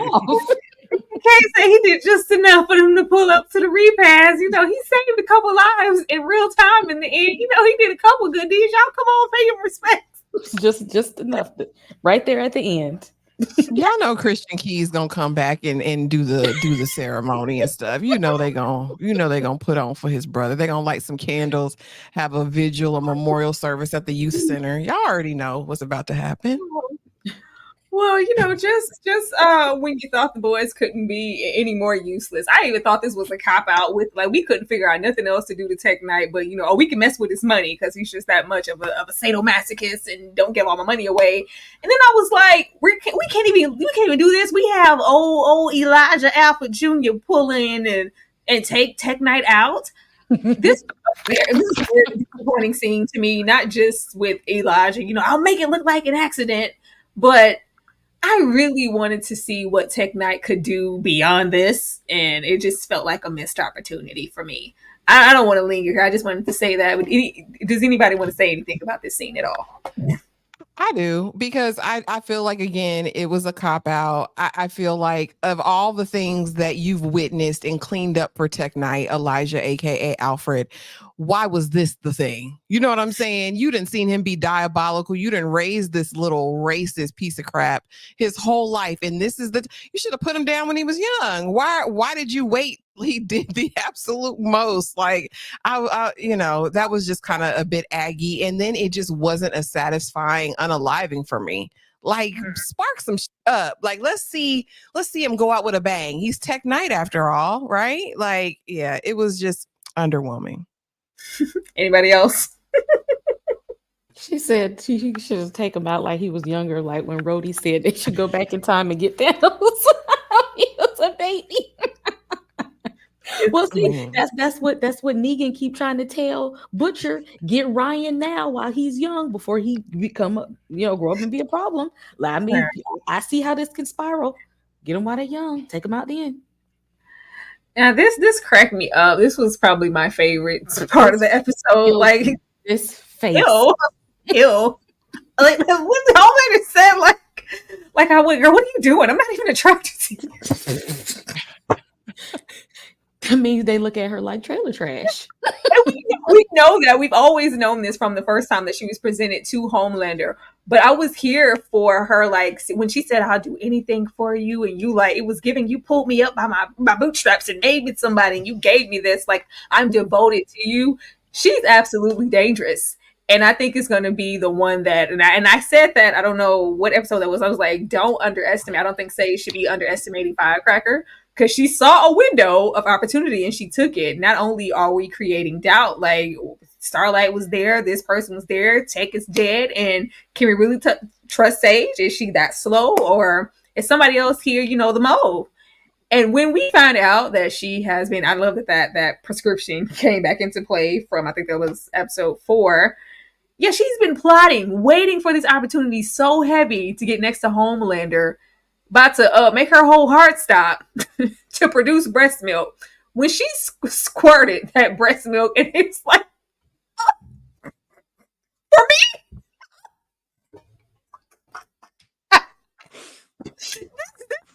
me? I have never seen Homelander clutch his pearls.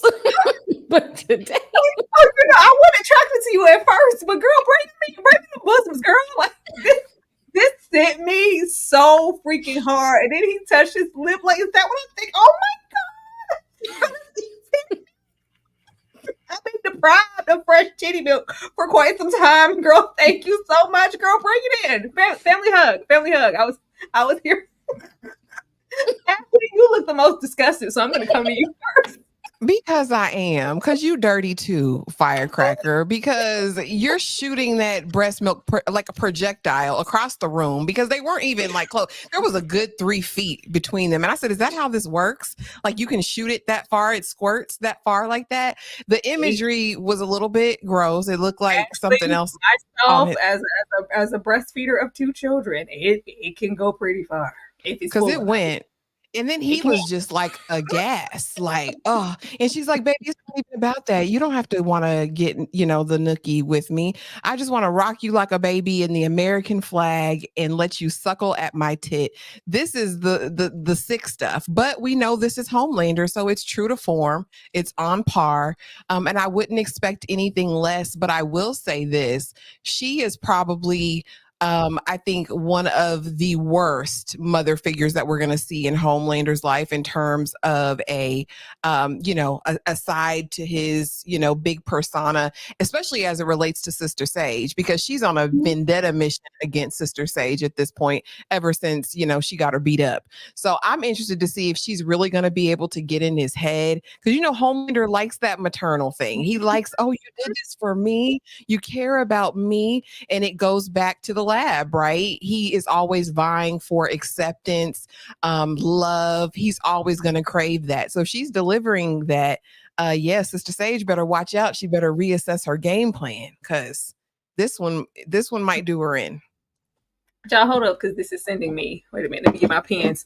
Breast milk, you make my day. Shout out to Dave Chappelle. Shout out to Dave Chappelle. If she has his ears, I put no one is safe. Like the she who provides the breast milk in the bosom has Homelander's ear and thoughts. Like the fact that it's her, nobody is safe. I think it's going to be so terrible. Kay, how did you feel about that squirt of milk?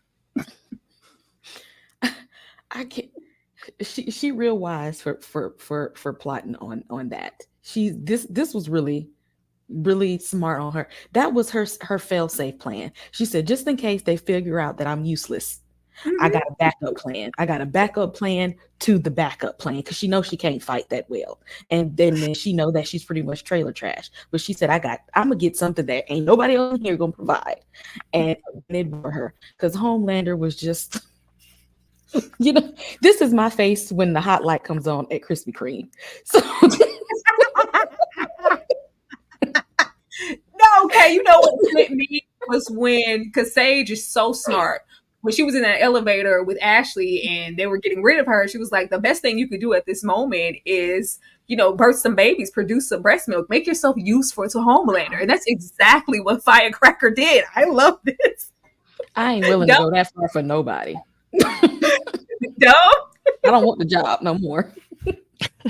Look, Firecracker is a survivor, so she gonna do whatever she needs to do not to go back to that trailer park. So whatever needs to happen, because if Homelander hadn't been sexually attracted to her, then she'd have been down for that too. But this is just what's needed for the moment, and so she gonna do her duty for America.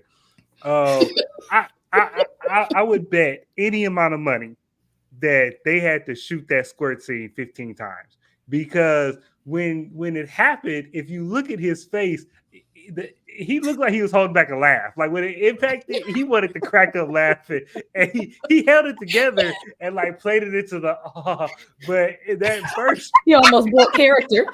Yeah, I'm telling you, watch it. He was about to break character, because he was like, "You just shot titty milk in my face," and it just. I was surprised. I was like, "Yo." And she had to get gotten that information from Sage. Like this, I'm assuming Sage threw this into motion, and that's it. If that's the case, well, no, she said that to Ashley in the thing. I feel like she has been because even from before she got here, she's been very devoted to all things Homelander and Vault and whatever. I'm sure she's been studying Homelander for quite some time. She's been taking some good knowledge, though. That's some good intel. It is. She's been funny. That's why I was so Sage. Just because she's white trash or whatever, or you should not be underestimating her at all. And she this whole window of doubt that she's going to create around Sage and have his ear and the titty, it's about to be terrible. I just feel like nobody's going to be safe, and we in for some trouble. But we also know how everybody who's offered any titty or anything to Homelander, we know how they end up. So enjoy it while it lasts, Firecracker. That's all I'll say. Thank you, TG, for the $2. Give me some of that white milk. Yeah, give me some of that white milk. White. 3 H's. Milk.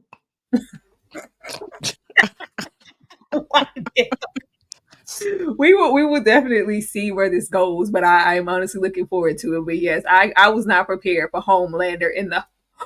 Oh, girl. I love that. I read it back 4 times. I'm not okay.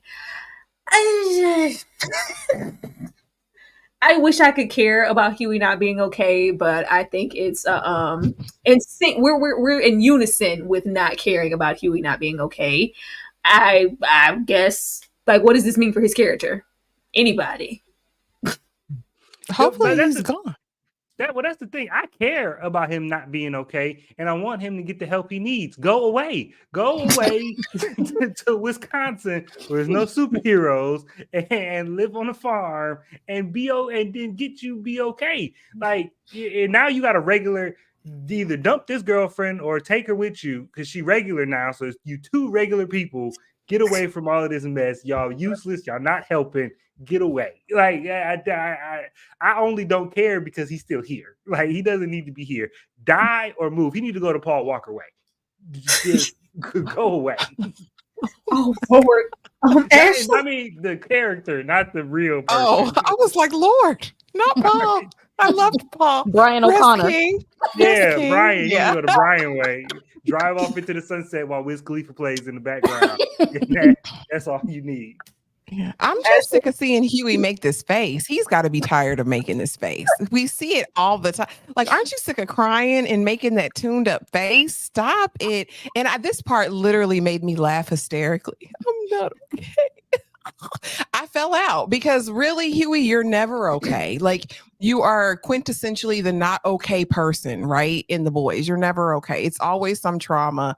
And I'm with Dom. Get him out of there. Get him out of there. Go with your mama somewhere. Go if she'll have you, but that's gonna make him further not okay. But do you guys think that if the mother turns out, well, which we're waiting for it to be an op, and that'll be like turn up for Huey to be like this stronger character because like you two, like I'm sick of this whole world. I'm gonna just go off on a rampage. I don't know.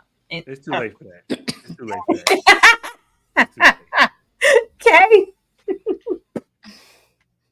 So if Huey is not okay, MM having panic attacks. Christine, I'm not gonna play with you. Kamiko don't walk out of therapy. And the butcher is having visual and auditory hallucinations. I think it's time for everybody to go to group therapy at this point. Let's just take a step back. And then Annie can't use her power. She having an identity crisis. Let's all take a step back. Let's go on a retreat. Let's get our minds right and get back in the game. Because right now, the state everybody's in, we're not getting anywhere. We're not getting anywhere at all. I laughed when he was like, Ashley said some hurtful things to me. I wish Butcher was there. I wish he would have did this with Butcher because Butcher, get them together. That's what we needed. That's the element that Huey was missing. Because again, at least in the beginning, call him an aunt, you stupid aunt. Get your, the aunt word. Get yourself together. Make him man up. Yeah, because at this point, Huey used to have heart, and that's what endeared him to everyone. He wasn't the strongest, he wasn't the bravest, but he had heart. Right now, he's just like giving simp. He's such a weakling and so wimpy. Like, it's just, come on, guys. And Butcher actually would be a good thing for Huey because Butcher, when it comes to Huey, Butcher softens up and gives him some gems every now and again. Because when he came out the alley like Batman and tried to tell Huey not to give his dad 10V, like that was really soft part of Butcher, and he got through. It actually worked. He got through to Huey because Huey didn't give his dad 10V. So he probably does need Butcher. He need a daddy. That's what he need. He need a daddy. Now, of course, I had to end off with this picture of Homelander because why not? Like, I love this. I love this. I need this to be on all things, so I can, as soon as I go to it needs to be in our chat, so I can send it to the ladies. And I need this gift of Homelander. Oh, like, oh, girl, this girl for me. I love this. What's next in episode 7? I want them to continue with moving the narrative along for everybody. I don't want to spend any more time with Huey. I don't want to spend any time with Kamiko trying to visit or get to Frenchie in prison and him on his little sad sack of. I don't care about any of that. I want more scenes. I want some more Stan Edgar. I want some V. I want some Butcher. And and some Homelander. And I want this wrath that everybody keeps talking about that we never get to see. And I want to see the aftermath of Sage being lobotomized and being useless at that moment. Now that we got some titty milk, I want to know how we feeling now towards Sage and just towards the whole dynamic. Because if that happened and this person got away and they knew to be there, somebody else is the op. Are they going to figure out that it's A-Train? Are they going to take him out? Are they going to size up Sage? That's what I want to see in episode 7. What about you, Ashley?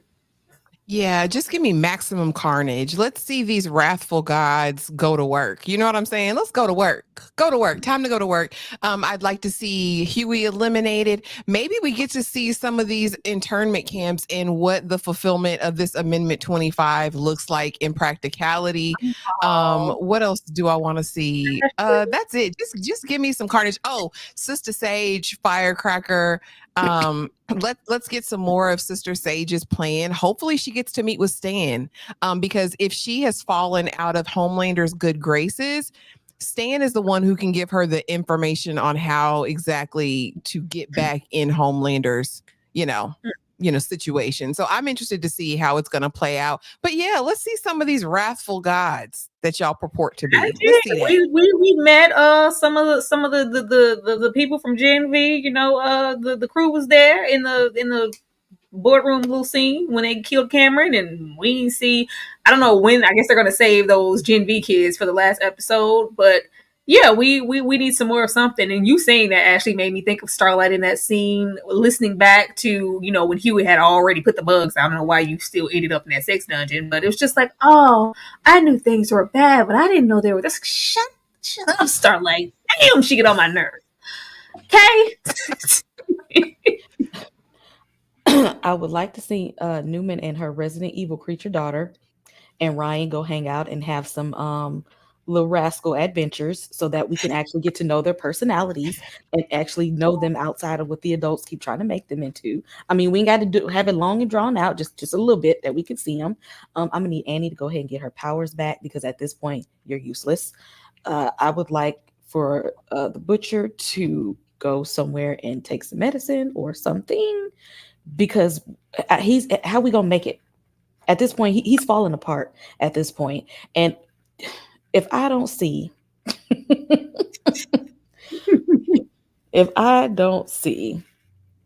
some gore, some slicing, dicing, heads popping, laser beams, then take me back to the flying sheep. Okay. If y'all not gonna give me what I need, let's go back to the farm. Dumb. What about you? No flying sheep, please. Dumb.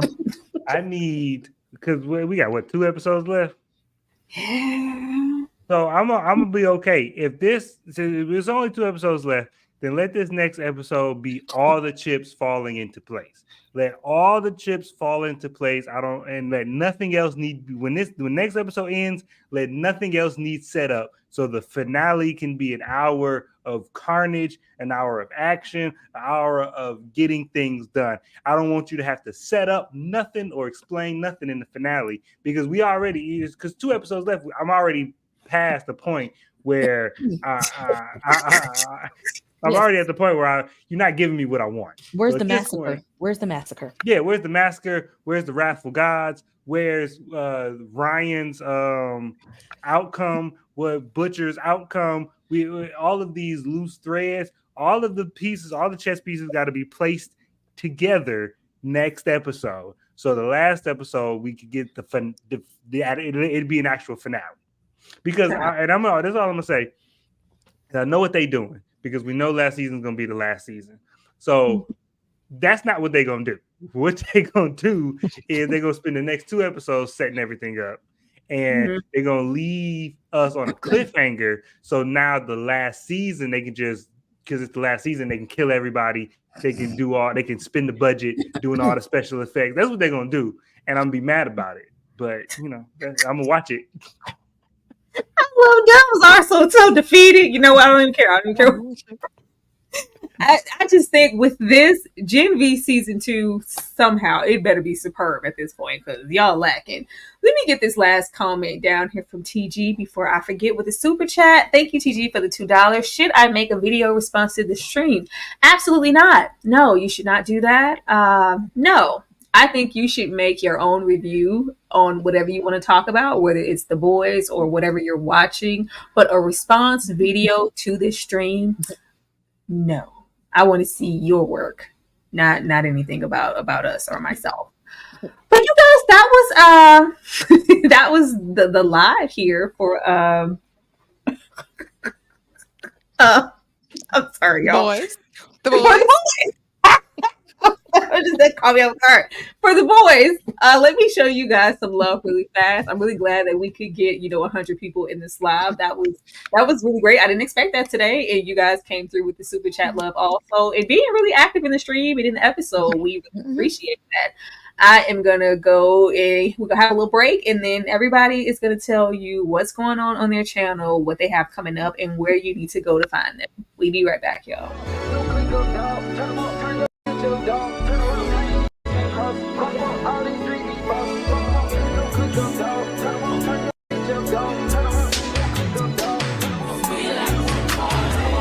He want the scoop, she want the tea, she want the tea. I cannot speak, we keeping it street, we keeping it street.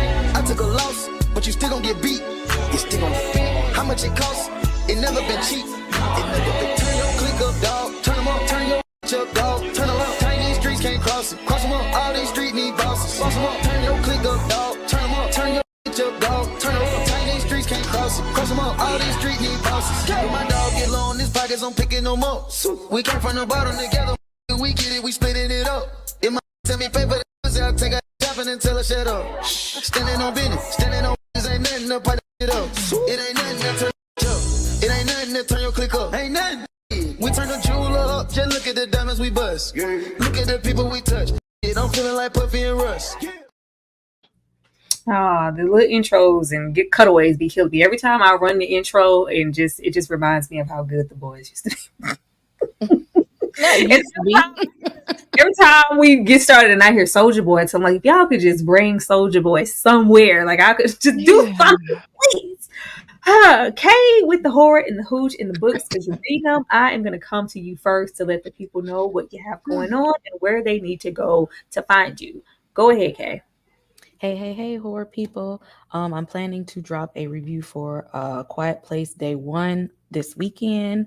Of course, come over to the channel if you like horror, if you like sci-fi, comic book stuff.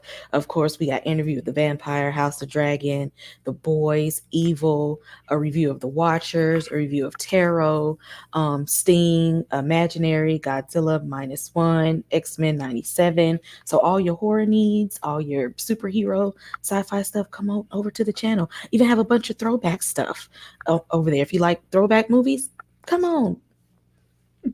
Underrated stuff, horror people, this is where you need to be. Go on and hit subscribe. I love it, Kay. Every time I put the camera on you and we get here, you turn into Tabitha, like, hello. It's like, hello, come on over to the channel. We got warm cookies and ice cream and milk. Come on, we got horror and everything. Come over to the dark side. We have cookies. Yeah, this is what Kay's channel looks like. Once again, Kay is hella close to 1,000 subs. Please go and help her out in that journey. Dom, I am going to come to you next to let people know what's up with the Screen Static. Go ahead, Dom. What's up? Yeah, so Screen Static Studios, we coming for all of your TV and movie reviews. Like this next week, we still doing Acolyte every week. That's on Tuesdays. I'm gonna do a review on that. And this week, I just did Beverly Hills Cop, so that came on Netflix, and so I did a review on that, and saw Eddie Murphy come back for that. This next week, that Tyler Perry movie comes out on Prime, Divorce in the Black. So definitely gonna talk about that. It's gonna be hilarious. And Longlegs comes out this week in the theater, so I'm going to be doing a review on that. Look for that on Thursday. And thank you so much, Dom. Doubling down on that Tyler Perry. Y'all know I'm gonna be talking trash. Y'all already know. I hope that movie good, because if it's not, I hope it's not, because it makes for better content. Go on, make it, keep it coming, keep the trash coming, Tyler. I've learned to not have high expectations. I have learned. I'm not even gonna have any expectations for this. But some stuff be like, how could you even mess that up? You know, it's divorce. It's about divorce with two real life divorced black actors. How you gonna mess that up? The tension is natural. He's gonna find a way. Yeah. Y'all, this is what Dom's channel looks like. This is what Dom's channel looks like. Please help Dom get to that halfway mark to 1,000 and get him to that 500. We love to see it. As you can see, the content is there. All these good old thumbnails are there. Dom is working. Everybody on the panel is working. Go and support them. Ashley's over there with the sweet perspective, and she gonna tell y'all what she got coming up, because she got something coming every single day. Go ahead, Ashley. Child, y'all know we got something coming up all the time, but please go back and check out the Supercell video we did, Young, Wild, and Free, a movie review live that we did. So good. But as for me, tomorrow we'll be doing the Ghost season finale, mid-season finale review. Monday and Tuesday, you know, it's House of the Dragon. My recap is up on Sunday and the live is Monday night. But y'all, we had something special for you because the people voted and they decided they loved Interview with a Vampire season 2. We are running it back, and we are going to be covering Interview with a Vampire season 1. My recap will be up Sunday, and then Tuesday night, same place, same time as the other ones, we will be back to talk Interview with a Vampire season 1, episode by episode, and I cannot wait. So y'all just subscribe, hit the notification bell so you don't miss anything, because y'all know I post every day something. Ditto what Ashley said. Y'all, Ashley literally hit like 3K like 2 days ago. Now she's already like halfway to 4. And they ain't playing over there on Ashley Top. Like, don't play. Go over there. The people are flocking for a reason. Get over Ashley there. Putting in that work. She is. Y'all go and help Ashley get that halfway, get that 5K, get to that milestone. That's what's, happening. This is what Ashley's channel looks like. Y'all go. We have been in our sisterhood of sharing content. So whatever's over there on Ashley's it's probably over there with me too. Just come on over. Come on over. Support us and all those good things that we are trying to do. Please, please, please. Doubling down on that Interview with the Vampire. Y'all, we coming back. We heard you, and we are going to get with the supply and demand of the situation. Tuesday, we are going to be here. Season 1, episode 1, Louis Lestat and the whole 9. A whole little retrospective now that we've dug deep into season 2 of that. So I'm hoping that you all show up and engage equally so as you did before. Let me get this last super chat from TG before I get off of here. I saw it, TG. Thank you, TG, once again for the $2. All right, I'll put in the work. I hope it works. I hope so too, TG. Bless you, TG. Bless you and everything that you do moving forward. You know how I feel about you. I wish you nothing but success, and ain't nothing to it. But as somebody once said, if you want to be somebody, if you want to go somewhere, you better wake up and pay attention. That applies to everything in everyday life. Y'all, anything else before we get on up out of here? No, thank you, chat, for showing up and showing out on a Friday night. Listen, you could be anywhere else, but you decided to be here, and we thank y'all. And thank you so much for hosting, Tyra. Of course, we hope y'all decide to be here next Friday again, because hopefully it's really good and y'all drive and come in abundance, because the episode was that top tier. We can only hope for so much. But yeah, we will definitely see you guys next Friday, and good night, y'all.